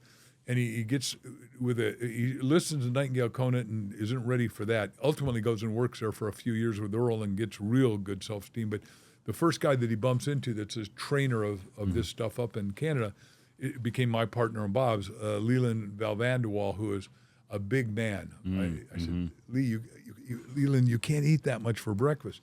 I said, what exercise do you do? A good swift sit. I said, no, man, the body needs to be, I'm solid as a rock, but you got to exercise every day. It's not like because I say it, it's because your body needs it. Your mind can't think unless your body's whole and healthy and fully vital and strong. I mean, I can do 100 push-ups in front of you and no sweat. I will sweat probably, but but you could do them. I can do it. They're That's incredible. The point. And how many 76-year-olds you know that can do that? Not very many. Yeah, you see them all bent over and they coming in on canes and I'm going to go to Hawaii. Well, hell, you can't walk in the sand. You're so weak. I mean, golly, you're not going to be able to get on the airplane. Yeah, and I'm still diving around the world with Weiland and having a ball. You talked a little while ago about Elon. The way that I thought about it is somebody told Elon, in a nutshell, that he couldn't do something, right? Yep. And therefore now he feels the desire to do it, right? And it makes me think about myself as an entrepreneur, and I've interviewed quite a few people too, not nearly as many as you, but I've interviewed quite a few, and I've seen a lot of true entrepreneurs, so not entrepreneurs and not like wannabe-preneurs or whatever, but like entrepreneurs who are really wired to be an entrepreneur. And I've seen a pattern of people telling an entrepreneur they can't do something, and then the entrepreneur will go do it. That seems to be. There's different things that'll motivate a human being. Obviously, you can be self-motivated. There's a lot of things. But do you believe that ranks fairly high on the list for a true entrepreneur is when somebody or the world tells you, hey, Mark, you can't do fill in the blank, then do you feel the desire to go do whatever it is that they told you you can't do? 100%. Let me just give the best example of a guy whose mother lives here, so he's here a lot, and you want to have him on your show. You know Jeff Hoffman? Well, he's not related to Bob Hoffman. Or was No. Okay. Are you familiar with Bob Hoffman and Bob Hoffman's work? I know he has work, but Jeff Hoffman is standing in line. He'd been at Yale and almost got kicked out of Yale because he was earning a scholarship, and he had 20 kids working down in the basement of Yale business. And the president says, I don't like that. He said, wait a second, it's a business school, and I got 20 Yaleys working for me, and we're doing all this computer stuff that no one else could do. So he's got to fly down to Florida, and he's standing in line and misses a plane because the lady is checked, ba-boom, ba-boom. And it's a boring job to check people in 1970s. So he said, wait a second, there's got to be a better way. So he creates kiosks, he creates tickets, he creates automatic tickets, made himself a billionaire, created Priceline.com, And he says, look, everybody, all of you got problems. Quit looking at your problem as a problem. Look at it as your problem as an opportunity. And I say a problem is an opportunity with work clothes on, because you got to work. Yeah. But you got to understand that work is a privilege. Work is a joy. Work is a love. Work is exciting. I mean, I'm looking at we're doing a lot of books right now in my publishing company, Victor Hansen Library, and because our goal is to do impact stories, that we bring people's stories to life, and then now we're becoming an entertainment thing, and with all kinds of people, like, you know the names, but there's some big guys out there that say, look, entertainment and Hollywood's dying, and you are one of the guys bringing everything to life. And I go, this is so exciting. I mean, because your life is about, are you fulfilled? Like every morning, do you write down 10 new goals that you want to accomplish during your life? And do you have a goals journal? Originally, one of my first books was Future Diary, and I wrote 128 questions you got to ask yourself to have a fulfilled life. But now I say minimum, you got to write down 10 new things you want to do each and every day. You could repeat something from the day before, but try to do something new. And every day you do it. And because we got somebody that wants to invest in our burgeoning library, I wrote down, well, what would it take to make this company, my little Victor Hansen Library, $1 billion company? And I can do it in less than a decade. For sure. Just doing what I'm doing, just going like this. And look, I already made my publisher, HCI, a billionaire, and he owns 10,000 homes. And I thought, wow, I did it for somebody else. Why don't I do it for myself, right? I mean, this is like, duh. Yep. Yeah. But I was having fun with books, and I was having fun. So I'm not regretful of anything, because you don't want to go to regret land. No, you don't. It's not a payoff. While we're on the topic of books, you and me have talked about me writing a book, right? And me doing a book with you.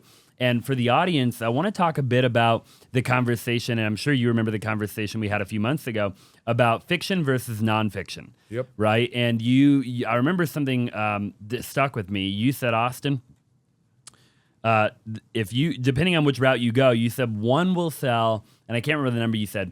You said one will sell 1,000 to 1 compared to the other one. 10,000 to 1. Talk to me a little bit about that for anybody listening. Okay, so almost everybody out there, if you're a reader, has read Alchemist. Yep. I did not write it, but if you haven't read it, you want to read it. It's by a Brazilian named Paulo. So he wrote this book, and it sold 150 million so far. The movie's just about to be released. They keep pushing it back because it's going to be so big. But I predict, like Harry Potter, he'll sell 500 million. When our movie is done a year and a half from now, and those of you that go to markvictorhansenlibrary.com and give us your name and address, we'll invite you to a premiere. That's my promise. And for those of you that want, you might be a walk-on in a movie if you want to come to Malta, which is over by Greece, for those of you that don't know your geography. But it's got the most castles ever. It's where World War II was signed by, our president and Winnie Churchill and whoever the head of Russia was at the time. I can't think of his name. I can see his face. Anyhow, the point is, the book that I told you about earlier, Jim Stovall, had Charlie Tremendous Jones called me and said, look, man, you're selling 50 million books a year. I know you're busy, but you got to write the foreword to this book, Ultimate Gift. There's a blind guy who's going to be the champion football player of all times. And once he gets recruited by the NFL, all he thought about, lived and breathed, was football. The doctor comes back and said, look, Jimmy, I'm sorry, man. The worst news I got is you're going to be blind for your life. So for 6 months, he's blind, and he's in a little 9x12 room and got a telephone and a television and some other device. I don't remember what it was. And his mom says, look, Jim, go down to the blind thing. Well, he sits at the blind thing, and this lady says, what do you think? He says, I wish we could watch movies and TV again, but I can't see if somebody throws a right hook. Somebody ought to do something. That's what he said. She asked, she said, Jim, I'm a blind stenographer and do fine. Why don't you and I do something? Well, they started Nerd TV, bigger than Netflix. 150 million blind people around the world pay $10 a month. He's in Tulsa. I told you, he's the wisest man I ever talked to on the phone. He listens to a book a day at 5 times speed. Wow. He just turns it up. So the guy knows stuff that nobody could possibly know. I mean, like, he is my reigning genius. When I need something, I just call up, hey, Jim, what would you do? And he said, it's the oil business. We should call it, and we'll do a book together on this, but dinosaur juice. I said, well, what a cool idea. Because it is. We're burning it up, and it is a perishable resource. Although I got one of the companies I own, Remining Corporation, we can remake it, which is really cool. Wow. We take molecules. We're going to take all the garbage dumps, put metal to metal, glass to glass. 60% all garbage, 40 to 60% is water. We'll squish it. We're going to get rid of all the plastic. because the plastic alone will kill us. It's in the ocean and both of us are drinking, wonderful water that won't get a name, and it's the best water, but it's still in plastic, and you should be drinking out of glass. Yeah, 1,000,000%. So back Did I go too far? So no, you're fine. Fiction versus nonfiction. Fiction outsells it, so I help you told people me that. Now, I've never written a book, right? Yeah. You called me, or I called you. We got on the phone a couple months ago. You said, Austin, you need to write a book. Yep. I'll help you write it, right? And we ghostwrite for people. Yep. And you said go fiction. Correct me if I'm wrong. Yeah, totally. And we'll take your story. And the beautiful thing about fiction, like one of the top bestsellers in the medical community, we got a medical doctor, Mark Ibsen, who is prescribed pain pills, and then suddenly you can't prescribe them anymore, and the government comes after him. And he says, look, I got to tell the story. So I said, look, you get sued, I get sued. I've been sued enough. I don't, because I'm rich. People think I'm a target, and I don't like lawsuits. So let's do it as a fiction book. Yeah. We do it Dr. Bison. Okay. And it's a bison, a literal bison, a buffalo. Yep. That does this whole story with other animals coming in with pain. And it's a #1 book right now because every doctor knows that there are people against doctors, and we got to. I got to be careful who I'm going to be antagonizing here, but the point is, you can go read Dr. Bison. You go, what a great story! It's like when you were in high school, mandated probably you got to read Animal Farm, right? Yeah. Mm-hmm. And it said all animals are equal, but some are more equal, right? That was a book against socialism, right? And I'm 100% against socialism, fascism, communism, because like when the money runs out, it runs out. Like I'm being hired to travel. Help out in all over Australia because they've gone socialist. They've taken the guns away from people, and they're doing dumbass squared stuff as far as I'm concerned. And the biggest guy is speaking there, called me yesterday. I should show you the video he just sent me. It's so mind-blowing. I mean, he really thinks I walk in water just because I'm his mentor. And he and I have done a lot of talks together because he used to have a church with 25,000 people. Now he has bigger than that as a speaker. So he did what John Maxwell did, Dr. John Maxwell did. Yeah. So talk to me about what, for anybody listening who might not be able to wrap their brain around it, if I were to take a book and I were to write a fiction, how would that look and feel? Okay. So first of all, fiction books are emotional. Nonfiction books are you do A, B, C. You're going to do this. To buy real estate, here's what you're going to do to make sure the toilets work. Here's what you're going to do to hire management. Here's what you're going to do as your percentage. Here's what you got to do for taxes. If you do it as a story, now the reader gets involved. And who buys most of the books? Women. What do women buy? They buy fiction, but they're going to learn it. And the way we do our books different than anyone else, we have a prologue and an epilogue. So the story is going to be as compelling as any chicken soup story. It's a page turner. That's the only kind of books that my team and I will write. But the prologue says, dear reader, here's why I, Austin, wrote this book to you. But don't forget to go to the epilogue. Now, the epilogue would be a sales page that says, here's the 16 things that we do for you. You can have a private consultation, and I don't know whether you charge $100, $1,000, or $10,000 an hour. Here's what you do if you come to my seminar. Here's what you want to do if you want to buy real estate with me. Here's what, and the 16 or 20 things that you do. And it's blatant, but it's clear everybody's going to want to do one or two of those things. Or here's the next 3 books that I'm writing, and make sure you give me your email and 2 other people's.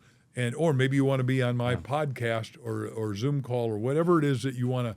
We don't, as long as it's got integrity, we don't care what it is. And you'd be amazed with what people are doing.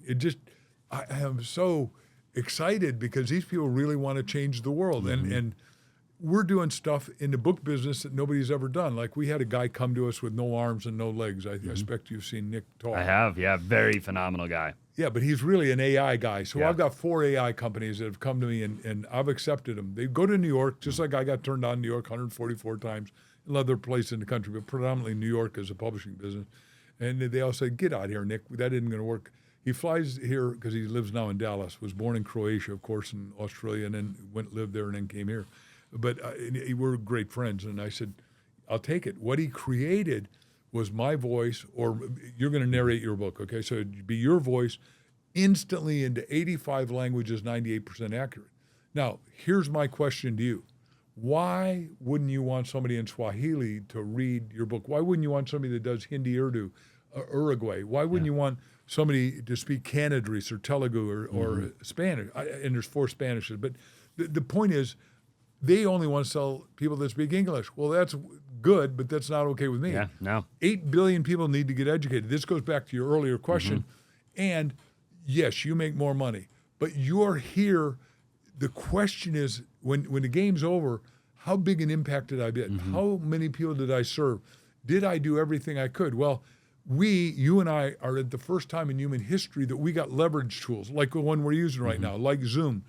It didn't really exist before COVID. There couldn't be Zoom. Before COVID, I wouldn't have started a publishing company because I'm a happy camper, man. All these guys are selling, but they stopped knowing how to do it because we went from 19,000 bookstores to 400. And yet the people need to have books, and we're supplying books where they need to have them. Like we're doing John Paul DeJoria's book, Success Without Sharing Is Failure. Do you know his story at all? I'm not too familiar, So JP, as he goes by, is 21 years old. His wife's coming down the stairs at their little rented apartment. It says, throw me the car keys, throws her the car keys, says there's a note up on the baby. The baby's 2 years old, John Anthony. Goes there, and the note says, I've emptied the bank accounts, the credit cards are overloaded. I'm taking the car, you'll never see me again. I'm out of here forever. I can't stand you. You're broke. You're nobody. You're nothing. I'm not staying. Well, he's got a little motorcycle, so he takes motorcycle and the baby on a motorcycle up to eat with Hell's Angels in Griffith Park, L.A., California, and they feed him every night. Well, and then the Hell's Mamas, they're called, they take care of the baby during the day so he can sell. Well, he starts this little company called Paul Mitchell with another guy named Paul, and it ends up now they got 37,000 salons, a multi-billion-dollar company. It's set up for the next 365 years. Then he's down in Mexico, tries tequila and creates Patron, and they say, you'll never make it. You're a hairdresser. And he's not. He's a hair marketer. And he's got hair stuff that makes your hair shiny. He's got a lot of new products coming out that are going to change the world. And he's 82, got 40 companies worth $8 billion. Just amazing. You want to watch his stuff on video. But wow. The guy starts Patron, do 100 million bottles a month. That's $1 billion too. Well, we're going to put an order form in every one. Well, if you sell 1 in 1,000, that's 1,200,000 of every book we got. I mean, just stuff that no one's ever done. We're going to put them in shoes. We're going to do stuff that no one's ever done because they don't think like Mark thinks. I think like Elon thinks because I go, what's the height, depth, breadth of our thinking, and not in 3D, not because this is the way it's been done. What's the new way that I can do it? And I want to do that with you because it's time for you to emerge to that. But so JP is down in an island down in the Caribbean called Antigua, and right next to it is Barbuda. Barbuda is bankrupt, no employment. Hurricane has wrecked it. So he says, well, I'll buy the island. So he buys the island, makes it with Deborah Brosnan, the world's top ichthyologist, fish doctor, makes it hurricane-proof. Brings back the turtles, brings back the fish, brings back the wall. 100% employment. He's now turning around the whole Caribbean, one guy. Wow. In Africa, he meets the guy that's the lead dog in a little country called Mali. Now, a little country, remember, Africa is the biggest continent. It's got 1,500,000,000 people, and we got to help Africa and not let China take all the resources. Because just Mali, Western Africa, is twice as big. Hey, really quick, I'm sure you already know, but I've done over 2,500 wholesale deals in my career, and me and my team consistently do anywhere from 1 to 2 wholesale deals a day. If you're looking to get better at wholesaling, or maybe you're brand new, you've never wholesaled a deal, I would actually love to coach you. I would love to mentor you, and I would love for you to be a part of our education program. All you have to do is go to www.flippinsimple.com, or you can find a link in the description down below and book a strategy session with my team to see if you would be a good fit for our coaching program. Again, this is our exact strategy and formula of how we are actually able to go out every single day and do anywhere from 1 to 2 wholesale deals a day. Nobody's talking about what we're doing, and I really look forward to coaching you and mentoring you. So again, go to www.flippinsimple.com. Now let's just go ahead and get back to the show. As Texas. Wow. 22 million people, so it's got no people but the best fertile land, the best everything. One of the richest men ever. You can watch him. Musa took all his gold there, and it's a gold capital of the world. Wow. Now I can talk to you why we're the gold capital, but they say they are. So good for. And I talked to the king yesterday, so because he's interviewing. So he's got no. JP says, well, what's the problem? He says, we don't have any water. So JP brings in a rig, and they put JP. And his foundation is called Peace, Love, and Happiness Foundation. So he's got 44 wells going that he paid for, that agriculture's going crazy. They're feeding 5 countries around. Wow. So I'm talking to the president yesterday. We're doing his book too, his biography. His name's Ye, Y-E-A. Isn't that a nice name? Very Ye. cool, yeah. Yay. And he's turning around his whole country, and he says, so, Mark, you think bigger than... I wrote a book called How to Think Bigger Than You Ever Thought You Could Think, and this guy when JP is he's got 13 homes, but he's in his home in Austin, and JP goes like this, and this guy bigger than Shaq comes in. I mean, this guy's 6'8" or 9, and says, and who are you? I said, I'm Mark Victor Hansen. He said, what do you do? I said, I'm writing JP's book. And he said, you write anything before? I said, chicken soup. He starts bouncing up and down. JP's going like this because he's a little skinny guy, right? He's going up and down on the sofa, getting bounced by Ye. Oh, my gosh. And Ye says, well, you got to do my book, because Ye says, look, I'm teaching my culture. We got to be a service-oriented culture. He's very spiritual. He's totally Christian. And he says, no one's ever heard this before. And he says, suddenly we bring in the water. They start growing stuff. They start trading. And I said, look, Solomon ended war because with Solomon, the richest man ever, had $4 trillion, had 20,000 Phoenician ships going in and out every day doing commerce. He had 12,000 chariots doing business in all the countries. You don't kill the guy who's doing all the business unless you are the king's kid and you think you could be king and take. Positional title, as you've learned from Maxwell, is not the title. Yep. It's got to be inside out, not outside in. I can give you any title I want, but it doesn't stick unless you can deliver the performance, the results, the goods. You'll know them by their fruit. Sure. Anyhow, so this guy's delivering at levels, and I said, well, look, I've been to Africa 4 times. I love Africa, and Africans have been treated really well every time I've climbed Kilimanjaro. I said, but the point is, I think you ought to take the leadership role of Shakti Zulu, and if you haven't watched his video on YouTube, watch it. But Shakti Zulu ran all Africa at one time. I said, it is time we have a leader that's a visionary leader like you are. And he said, boy, no one's ever told me stuff like you. I said, well, that's why you're writing the book. So you've got a tool that leverages you because you leave the book behind it, the book's in ahead, so they know who you are. They have your mental imprint before you get there. And I talked to him about fiction or nonfiction. I said, yay. I can't go through what he told me, but I said, what you told me, man, you want to get your butt killed, that would guarantee it. If we do it as a nonfiction book, point by point by point, and you name names, we're in trouble. Yeah. Now we can fictionalize that, and you're totally safe. I'm safe. We're safe. The world's safe. And the readership's just going to go off the Richter scale because I don't know this for sure, but there's nobody that is as powerful as you, as connected as you, there's no number one book in Africa as far as I know. Yeah. Now let's make you the number one book, and so my executive editor was on every call with me like that. Carol McManus, I told you you'd talk to her, and I soon when we do this enroll. Anyhow, Carol said, there's only one other guy that could do that in that country. And he said, who's that? I said, JP. He says, yeah, we got JP's name on every well, on every school. Yeah. Because he says you can see in rural villages, when a school doesn't exist and suddenly does exist, the whole place upgrades. And by the way, all of his schools are using self-help literature and answers. So Africa's going to come on strong, man. Sure, yeah.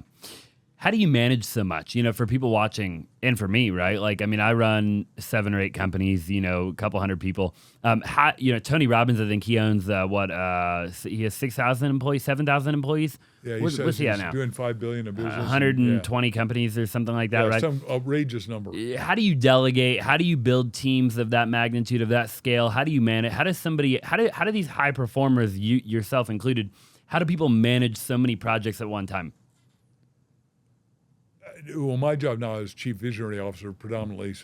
And I got really extraordinary people, and I'm only working with people that already get results like JP, like he and I are doing some things together, and the King and I will do some stuff together, and obviously we're invited to Mali, and we've been invited to a couple countries in the last couple of days because everybody needs a book, and nobody. Forgive me, I sound blasphemous of an industry that's made me a rich, wealthy, successful, happy man. So everybody says, why don't you retire? Retire to what, man? I'm at a time of my life. I couldn't be happier. I'm happy to be on the show, happy to get other people to be motivated. I'm here. I'm saying inspiration is the key that turns on the engine and will take you anywhere you want to go. Well, I'm nowhere near where I want to go yet. My macro goal is I want to make the world work for 100% of humanity, make everybody physically and economically successful. That couldn't happen before. There was no AI. There was no speed-growing technology. We didn't know how to do it before. Now, if we don't have a war, right? My teacher, Bucky Fuller, in grad school said, you got either war's obsolete or man is. We got to get out of the war game and get into the peace game and take good care of our planet. And back to Elon, He says we've got to go be an interplanetary species, right? And he obviously says, look, I want to bring 1 million people to Mars, and here's all the stuff, and I've got the diagrams. And the reason everybody says, well, we got this, and we're going to beat him in the car business. Yeah, he says, I've written down everything 5 years ahead. Let me talk to that, because you'd asked about Elon. Can I do one more Elon story? Yeah, sure, yeah. So Elon is making this car called Tesla and just kicking butt with it. So a guy named Tim Cook, who runs Apple and does a good job. It's a $3 trillion company, and good for him, $2 trillion, whatever it is. He steals his 5 top people. Elon says, I'm sorry, Timmy, you made a bad mistake. Yeah. I'm the one who's got the drawings. I'm the one who's 5 years ahead. Nobody's got more data than I am. I am not a car company. I'm a think company. I'm a computer company. I'm an AI company. And our AI is making the cars going into the future. Just like I did the AI with NVIDIA, which is the graphics company of all time, and Jensen Huang. And Jensen Huang says, everybody says they can do chips better than me. I'm the only guy making chips with AI. My chips can't be made without AI. Yeah. Remember I said you're either AI enabled or AI disabled, and everybody's got I'm a neophyte in AI. I mean, I got somebody, the head of Intel lives here, and one of their best people is a relative of mine, and teaching me stuff at levels. I go, oh, I didn't know I could do that. I didn't know I could do that. And so we're in the most... Ladies and gentlemen out there, if you read the news or watch all the bad news on TV or whatever your source of insight and input is, be careful, because they'll tell you what ain't working, what can't go anywhere, why you're no good, and why you're not going to have any money, and why your bank's going to get robbed. You need to start studying the positive, uplifting people that we're here to exalt you. And I'm not trying to make any money. If you buy one of my books, yes, I'm real marginally better off maybe. But the fact of the matter is, you need my book to make you way better off, because I've made more millionaires than anybody other than Napoleon Hill right now. And I say that, and you say, well, that's pretty braggadocious. No, it's humble compared to, if you could see the letters that we get, stacks of letters that, I'll just give you an example. A guy named Brian Hess studies my stuff, and he's an employee, and the company gets absorbed, and he doesn't want it, so he starts his own company. Well, 4 years later, Brian Hess owns a pavement group. He flies drones over pavement at Amazon and Walmart and Marriott, and whenever they got a dipple, if you're at Walmart and your little poor person wants to sue the big giant, you're David and you're Goliath, you trip, you get $50 million. So he says, look, I've got my drones working so well, I tell you exactly how big it is, and I'll heal it tomorrow. And I'm going to fly over your properties all the time. And I got now 1,000 people working. Last year, I made $50 million at 36 years old. Wow. Right? And he owns a pavement group, and we're doing his book because of that. And but we're having a lot of those guys that are breaking through at levels. Here in the city, we did the book called Elevate with, you got to have this guy on. You know Tommy Mello? Oh, you need to know Tommy. So Tommy's told in school, he's got ADD. Right. He tells me that, and I said, man, Walt Disney had it. I got it. You got it. Oh, I said, man, that means we're adding to everybody. Yep. We're not. Sure. It's only a teacher that doesn't know any better that thinks we're subtracting. And I'm sure that you were a cut up in class. I was a cut up in class. All day long, I talked too much. I was in detention. Join the group. Me too, man. So I said, so what happens is that he starts by fixing a garage door, and then he does a lot, and then all of a sudden, other people say, well, can I work for you? And now he's the biggest garage door guy in the world. He owns A1 Garage Door. It's right here. You need to see their plan. Yeah. He's buddies with, I've never met him. So I know I'm good friends with the owner of Green Mango. And Green Mango Pest Control, coconut cleaners, agave auto glass, pineapple pools. They're in Gilbert. His mentor is Tommy. Well, so Tommy's a mentor to a lot of people. Okay. So, and I'm one of Tommy's mentors. So I get with Tommy. And we just had a Vulcan mind meld because we like each other. And I put him on the Napoleon Hill Institute seminars that we do. And so Tommy says, look, this dang garage door ain't any good because of the spring. Yeah. You got a house, you got a garage door, it's going to break every 5 years. It was planned obsolescence. It's like the cars in the old days had tires that blew out, like Firestone tires were planned to blow out every year. And you saw the cars, maybe when you were a little kid, you saw them on the side of the road. Oh, yeah. You don't see that anymore now. Now they drive way with a nail in it, right? The point is he makes one of many things he's made, but a new spring. It lasts minimum 20 years. He guarantees it for 20 years. So he'll come out and do a new garage door, which, he did my garage door for $1,000 and we put it in the spring. Anyhow, He's now in 35 states, did $650 million last year. This year he'll do $1 billion, and he's going to go into Canada and then around the world. And you know, so we did this book, Elevate, and we're doing a book called Get Paid What You're Worth, and we're doing the blue collar gold rush. This answers your question earlier, and I didn't answer it as well as I can now. So those of you that are listening this long, God bless you for hanging in there tough. But you go in Tommy's office, and the wall bigger than that is all glassed in, and the first book is now his, Elevate. And then to the side, Dale Carnegie's book, How to Win Friends and Influence People. Up at the top is Think Grow Up, and then the right is my book, Ask, The Bridge from Your Dreams to Destiny, and then 1 Minute Millionaire. Right? So 5 books. He says to his guys when they come in, now these guys have not had a good life. Most of them didn't do well in high school or graduate elementary school, and they're tough guys, big, strong guys that were probably smart and maybe even gang members, but they can be turned. And he says, during a 6 weeks training, you're going to read or listen to every one of these books and get tested by myself and my team. So every one of them is into self-help. Wow. And every one of them gets converted. Now, let's just talk to that conversion. Some of you are saying, well, is that going to make me any damn money? Yeah. 2 of them last year made $1 million, and these guys never graduated 8th grade, and we're going to do books with them. And you say, well, you're doing books with everyone. Yeah, well, that was my goal. Right. I want to be the best, most important, most impactful, influential company, because Psalm 72, you all want to read Psalm 72, but do you know what it says? It says, be an influencer of influencers. That's what your show is, Austin. In case you didn't know what your job was in universe, now you know. That's what it is. I love that, yeah. Well, Mark, we talked about a lot. I've had an awesome time with you here today.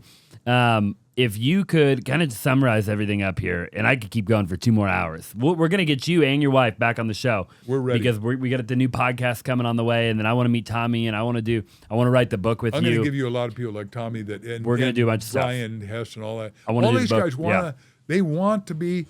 want the world to know that a blue collar guy can make more money than a white collar guy, than a teacher. And I love teachers. I was a professor, so I got it. Yeah, and I love the home service industry. We could talk about that forever too. Home service. Are you in? Do you own any, or are you involved in any home service? Yeah. Yeah, phenomenal industry. I'm in an AI company. Recession proof, COVID proof, right? I'm friends with company owners, CEOs of a plumbing company. That may be one of your titles. Which one? I'm recession-proof and be recession-proof. I love it. I hadn't heard it before. It's a cool title. That's a good title. Yeah, I gotta write down. I gotta ask 101 times. For the title. You keep the pen next to my bed before you go to sleep. What's the title? Yeah. Well, real quick on that too. Let's talk. I want to talk about, and then we'll wrap up.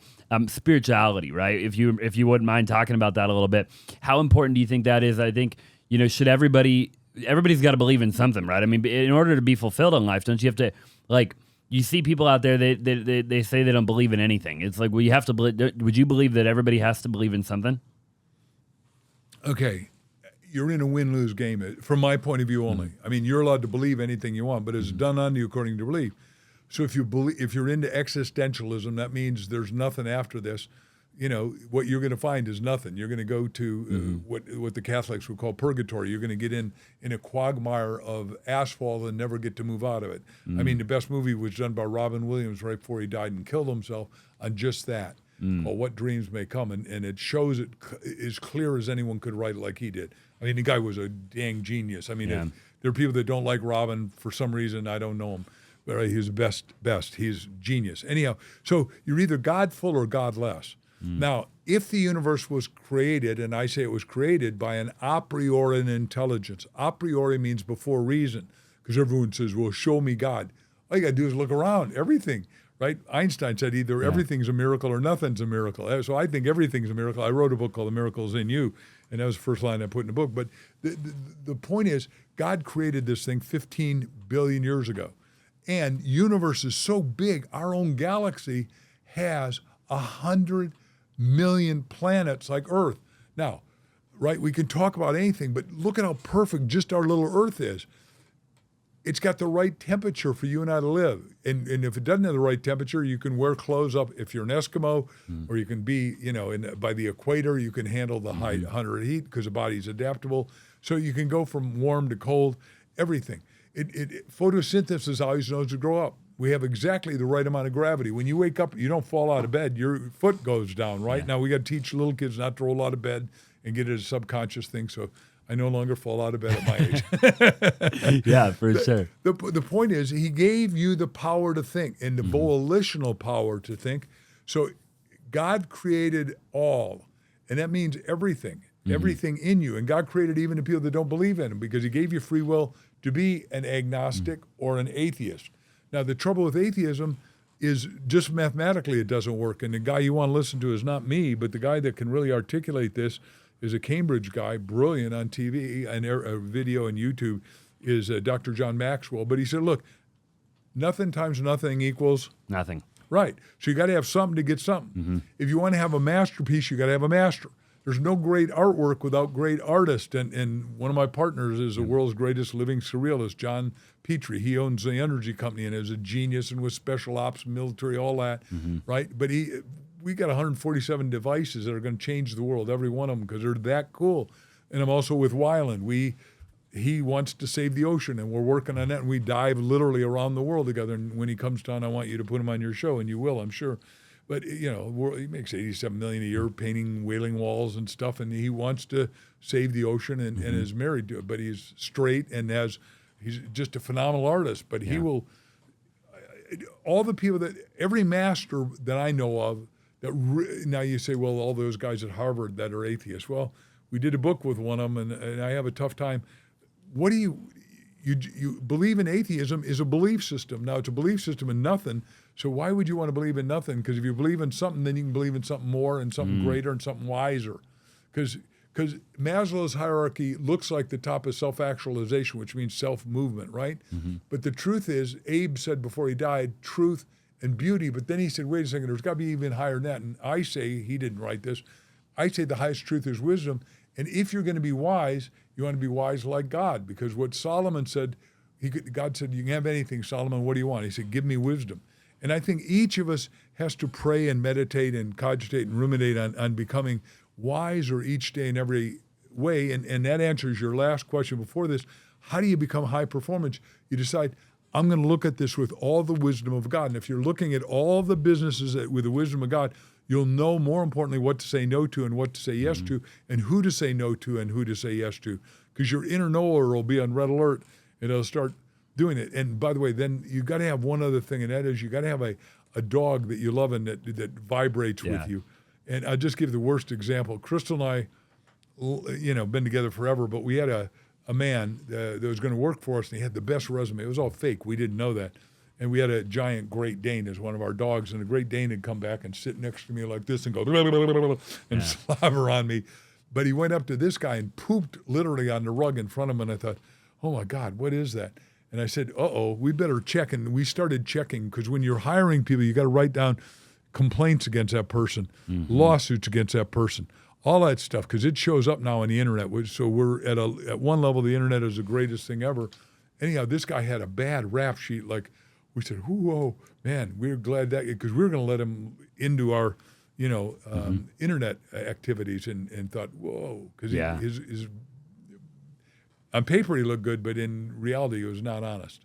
All right, I have one more question for you, because we talked about God and believing, and I'm a Christian, right? Yep. And I'm pretty, open about that. And you talked about the loving Elon, right? And really admiring Elon. So I have to ask you, if God created the universe, God created everything, do you believe in aliens? Because Elon... This is a great question. We have to... Well, me and my fiance talk about it, right? There's all these people that have coming out of our... there's 50 years of people talking about aliens, and all of the airline pilots have seen aliens, and this thing, and that thing, the other thing. But I read the whole Bible front to back. You don't see anywhere it talks about aliens. Yes, it does. Where? In Ecclesiastes several times. Really? Yeah, by the way... So do you believe? Do you believe in aliens? Totally believe in aliens. When I was with the first guy to walk on the moon, and I'm good friends with Buzz Aldrin, who's still alive, but Dr. General Scott Carpenter and I are leading the seminar at the World Leadership Conference in Vail, Colorado. And nobody wants to sit with him because they're afraid, because he's a genius and all that. And I'm sitting like I'm sitting with you. I mean, it was a bigger round table. And I said, Dr. General Carpenter, he said, look, we're both, just call me Scott. I said, okay, guy, I'm okay with that. Crystal's fine with that, I'm sure, when she gets here. I said, do you believe in aliens? He said, look, I asked the same question to Albert, meaning Dr. Einstein, when he was at Princeton. And he said, look, if they weren't here, it'd be a big, lonely universe. And that's why such movies as George Lucas, have made it, because they're not going to look like us. They're not going to be humanoids, probably. They may or may not need oxygen. All kinds of stuff could happen. But the fact is there intelligence in universe is intelligent. Universe is alive. Trees are alive. Animals are alive. I told you, our dog talked to us and said, don't trust this guy. I mean, I can go on and on about it, because remember, I got a daughter that's in that business, and she's a horse whisperer and a dog whisperer and all that stuff, and my wife's got some of those talents. So I'm just a money whisperer, right? But I totally believe that spirit runs the world, and I want to be in tune with the infinite, because everybody that's successful, like Henry Ford said, he couldn't figure out how to make the carburetor work until he got in tune with God, in tune with the infinite. And he'd read a book by Ralph Waldo Trine called In Tune with the Infinite. And he said, the minute I got that, then I befriended Edison, and I went to Edison. Edison had an electric car, and I talked him into not doing that and just doing the gas cars with me, and they were best friends. Yeah. Right? But they talked about God a lot, because everybody high ultimately talks about God, because God gives you all this. I mean, I sit down, I start to write, and I don't know what's going to come out of it, but God in me understands what to do and writes all that stuff. As for aliens, are they going to show up right now? I think they are. And you ask such great questions, Austin. You're amazing. So we're doing a book on aliens. So you'll love this. So one of the three biggest real estate guys here is Mike Ingram. Do you know Mike? I'm familiar. I don't know him personally. He owns Eldorado, and we're investors with Mike, and we're doing 12,000 homes down in Quail Creek right now. So Mike is in his 80s. Mike is 7 years old and born in Roswell, New Mexico. And you've seen the videos in Roswell, am I correct? Oh, yeah. So 3 ships crash. Mike's on his bicycle with his best little girlfriend, who's 7 years old, who we're also interviewing for his book. And it's a great book. And they see these translucent guys with really long head, big eyes, little bodies, no sexual appurtenances, I think is the right safe word for me to use on this show. And if it's not, I'm sorry. You're fine. I'm sorry out there. They didn't have to do what we do to have babies. Anyhow, so his little girlfriend's dad runs a mortuary, and they race over to the mortuary, and the military's all there, and they're making little baby caskets that are 4 feet long. And 2 of the guys were already in them, because when they crashed, they died. Remember, they don't know. Maybe they can't live in oxygen. I don't know what the story is. We're making up the story, and I can't take you that. There, I can just tell you that this guy saw him, got pictures of him. This isn't like maybe something did. This isn't like Spielberg does great movies, and Spielberg's been in what is it called, 51 in Vegas and all that. At least he says he has. So why would I disagree with Steven Spielberg, right? He's a pretty powerful guy and made great movies like E.T. So I 100% believe in him. We're doing a book on it. Everyone's starting to talk about it. Trump released all the stuff, so all of us can see all the stuff that came through 51, and 51 goes on. We're talking about hundreds of square miles in Vegas. They got all this stuff there, right? And that's and originally, back when that was built, John F. Kennedy had Werner von Braun check all that stuff so we could have, coming back into the earth. We couldn't do it because we didn't know how to do a heat shield, and they found the stuff from the crash in Roswell to make metal that would handle it. A lot of the stuff we have today, came out of the space program. My teacher, Bucky Fuller, was senior advisor to the space program, and Dr. Fuller would say space program is the only ecology program that works. And it's ecology because everything you go up in space with, you got to take with you. Everything you got there, your feces and everything, got to get recycled. We got to have that water go back because you're not getting any new water on that spaceship from here to there. And when we get to Mars or first to the moon, Elon says, I'm going to build this planet, and he's got it all drawn up.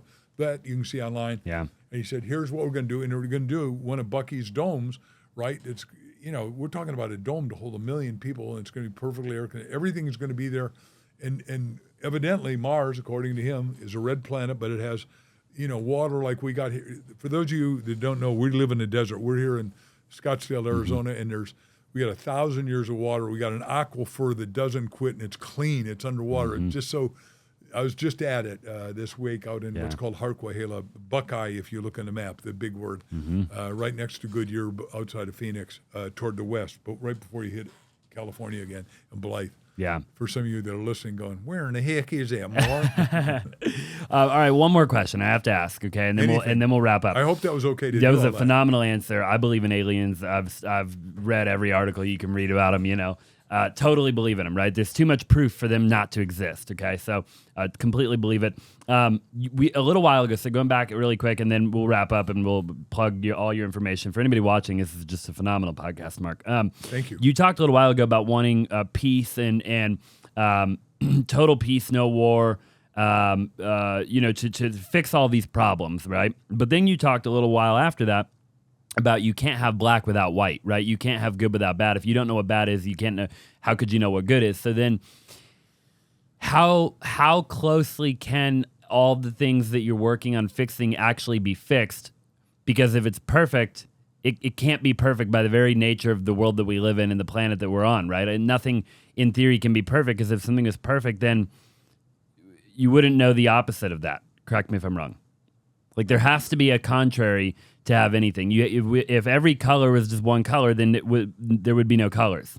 If everything was black, then nothing else could exist, right? So you have to have the opposite in order to have anything. Correct me if I'm wrong. But then where do you draw the line? Okay, so first of all, I love the question, Austin. I want to answer it a couple, 3 ways. But if here's your graph, here's dystopia, here's utopia, you want to push towards utopia. Mm-hmm. And will it happen? No, because somebody will screw it up and bring it backwards. So the guy who was Rockefeller's partner was Henry Flagler. He built Florida. And you've been to Florida, mm-hmm. I'm sure, and you've seen Flagler. Mm-hmm. Do you go to a Flagler museum and all that? Never been. Okay, mm-hmm. So you want to go to Flagler stuff. And by the way, ladies and gentlemen, I think you need to go to every museum. We need to respect all these people that have gone before us and read their biographies and autobiographies. But you go to Flagler, and he built the best hotel down there. It's called a couple of them, so I won't name it. But he made it perfect except for 1 square inch. He said, only God is perfect, so I can't do a hotel that's 100% perfect. I got to have 1 square inch that's not perfect. And I thought, what a great thing. And you're right. Everything has 2 sides. So the third thing I'll answer is this side of your hand, the palm of your hand, is ageless. Mm. It doesn't look any different now than when you're 21. Mm. But this side of my palm or hand is age full. Now I'm figuring out how to get rid of the brown stuff because of one of the new products that JP is creating, because he's in that industry, the beauty industry. He is the beauty industry as far as and the future of it. You want to hang out with the people that are the future of stuff. And even though you only get with them a little bit and once in a while and they send you text messages or they give you their videos to watch them grow. You are here. Remember, happiness is about results and growth and going forward all the time. You're not here to, nothing wrong with pickleball, golf, anything, golf, bridge. I don't care what you do, but that is not a right livelihood. A right livelihood has you take off the tires, get new tires on and go in a new, bigger, better, stronger, healthier, happier, more opportune direction where you help a lot of people, because there's a lot of people listening right now. Some of you have already made your $1 million, $10 million, or $100 million, and you think, well, I'm done. You're not done. You are obligated to go out and source and serve somebody else that can't do it unless you deliver the goods you're here to. I don't know what you're here to deliver. I'm not here that smart. I'm just wise enough to know I am the happiest camper you ever met, and it's sincerely, truly my state of being. Yeah. Yeah. I'm trying to make sure you got that question fully answered. So then the utopia understood. Will never really exist. Yeah. But Bucky wrote a book called Utopia or Oblivion, and we want to progress towards utopia. And that's my whole life has been toward that. And obviously I get spend as most close of my as time. you can. I'm writing impact books, and we're creating energy companies that can do it, and we can recycle our garbage, because if we don't recycle our garbage, very simply, we kill ourselves. I was honored. We got time to do one more story? Yeah, one more, yeah. Yeah. So Bob Allen calls up and said, look, guy wants to fly us down in his private Gulfstream down to Guatemala to open up the pyramids. Are you in? I said, man, I'm changing my calendar. I'll be in, baby. So we go down there, and everybody knows about Tikal, right? It's the bigger pyramid than the Egyptian pyramids and all that, where I've been, of course. But this guy is the head of Harvard Archaeology and Anthropology, my dear friend now, Bill Saturno, because we spent weeks doing this. But he's flying into stealth working for NASA over the summer, 100,000 feet up, changes the ocular and looks down and goes, oh, my goodness, there were really 10 million Mesoamericans because everybody said, oh, that's bull. They weren't there. We've got no artifacts. We don't know it. Well, you don't have any artifacts because it's jungle, you dumbass. Forgive me for being judgmental. You're fine. Right? But remember, this is over 10,000 years. They covered giant pyramids. Now, Bucky had taught me cosmogony and cosmology that there's going to be a pyramid every 29 miles because that's how far a human can walk. Because remember, there are no horses back then. There are no camels. There's no wheel yet. Wheels only started 5,000 years ago when my daughter's an evolutionary biologist, one of them. Anyhow, when you get far enough along for writing and communication, and I can write something and you can read it. Anyhow, so I'm down there, and every day, Saturno Bill is saying, hey, look, what killed all these people? Because they all died at once based on our DNA checking. And I didn't know, but I do know now. And that is, they buried their garbage like we do. There's only one water table. Bucky Fuller taught me when he did a Dymaxion world map, which you need to look at online. Everybody just type in Dymaxion, it means dynamically maximum map. It's an icosahedron around the globe. Anyhow, Bucky said there's not 7 oceans. There's not Atlantic, Pacific, Indian. There is one water body. It's contiguous. It's underground, which really is a mind blower because everyone thinks 3/4 of the surface is water. But there's real water. Well, like I told you, there's water here in the desert, right? The point is, they did all their garbage, and the garbage went in the water. The water polluted here. It went downstream. Downstream, the people got the I'll do nice words, the bacteria, the germs, the viruses, and then they married people upstream and killed each other. They didn't do it purpose, but we're there now. Yeah. And even today, I wrote waste management, and I said, hey, you guys, you got to let me work with your garbage dumps because we own a company, Remining Corporation. We can take everything that you call a liability that you're putting in with little plastic that's as thin as my thumbnail, right? And you aren't doing anything wrong. I now know that that's dangerous. Acids today are so strong, they're going to eat through that. And when it does, that pollutes water, and it's not getting unpolluted. We got the best water anti-treatment plant here in Phoenix. It's a mile square. It smells like crap, by the way. If you ever smell something bad, skunks go by that and say, man, I don't know what that is, but we got to get us some. It's the most awful smell in the world. You don't want your car sitting there, right? No, definitely not. Yeah. All right, final question, and then we're done. If you had a billboard, where everybody on the planet, 7.9, I think we're at roughly 8 billion, give it right, just under, could see the billboard. You could only say one thing, but you could say it to every single person on planet Earth. What would it be? Think wisely. Because that's the whole thing. Is you read back to the dynamic of utopia or dystopia, good or bad. Is if we think wisely, we're going to ask right, talk right, think right, get the right results right here and right now, and it makes everyone better off and no one worse off. And we're in the first time that we can evolve to that. Remember, most people are still, if you read Power versus Force, most people are still living at a primordial level. They're not sophisticated. Only 15% of the world's population is evolved. Now, I believe that the people that could understand what you and I are saying will hear it and they go, boy, I don't know if I like Mark or hate him, but what he said with Austin seems to make sense. We could have a utopia for all of us. My life could be better and so could everybody else's without me taking from you. Because when I was a student ambassador in India, I was at Mahatma Gandhi's house, and his big line, which nobody knows this line, but it's his greatest line as far as I'm concerned, in marble that said, there's enough for everyone's need, never enough for anyone's greed. There's enough for all of us. Good one. Yeah. God made the universe abundant and with surplus, and the big guy taught surplus. When there's not enough fish and bread to feed everybody, he makes, so much, feeds 15,000 and 12 baskets left over because he wasn't into waste. Yeah. Wasn't into squander. And that's why I say we got to recycle everything. The first laws are be fruitful, multiply, subdue. That just meant wisely control the earth. And then number 4 was replenish the earth. So we're here. If you think wisely, you and I are here to replenish ourselves daily, our spouse, our family, our kids. And then really, and I expect my kids and I to keep doing monumentally. I'm in my 4th empire, but they all get to participate if they want to. And if it doesn't suit them, they don't have to. There's no obligation, but they've got to perform and earn their own. So powerful. Oh, can I hit on that? Hit on that. So my grandkid, who I told you does 103 for, he says, look, to his dad. Yesterday, his dad called me and said, hey, he wants to go to the next Suns game. Uh-huh. I said, that's great, son, if you buy your own ticket. Now, the kid's got, he charges $20 to house sit in Gilbert and water and make sure the house doesn't get robbed or anything, and calls the parents and all that.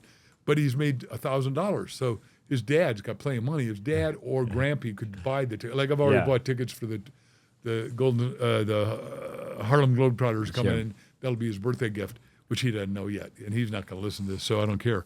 But the point is, so yesterday he says, I'm going to do it. My little brother's going to do it. Here's the money, Dad. You go buy it for both of us. There you go. So what am I saying? Kids, I earn my own way. If they earn their own way, they respect money, they respect themselves, they validate their self-esteem, their self-worth, their self-love. There's no question his parents love him and his grandparents adore him. But he says, I'm worthy. I can afford this, and I'll make another $20 to get to go, or whatever a ticket costs for that game. I love that. So powerful. Mark, where can people find you? Okay, so if you go to askthebook.com, we will give you a whole bunch of stuff so they can become master askers. If you go to markvictorhansenlibrary.com, it shows how we're doing books and all the books that we've got out and all the books that we got coming out and the movies that we're going to have within the next 2-year future. I'd say that window. I can't wait to watch them. Oh, and you're going to be invited to the red carpet because they're all going to be red carpeted here also. I can't wait. I want to make us the literary capital of the world. Yep. Phenomenal. Hey, and we'll link everything down below in the description. If you stayed to the very end, comment on the video. Let us know that you stayed to the very end of the video. Would love to see what you thought of the interview. Mark, it was an absolute pleasure having you here. I cannot wait to have you back on at some point in the future. We'll get the new studio. We'll get your wife. And it was just an honor. It was a pleasure. Thank you for giving me the time. I know you're a busy man. Thank you. My honor.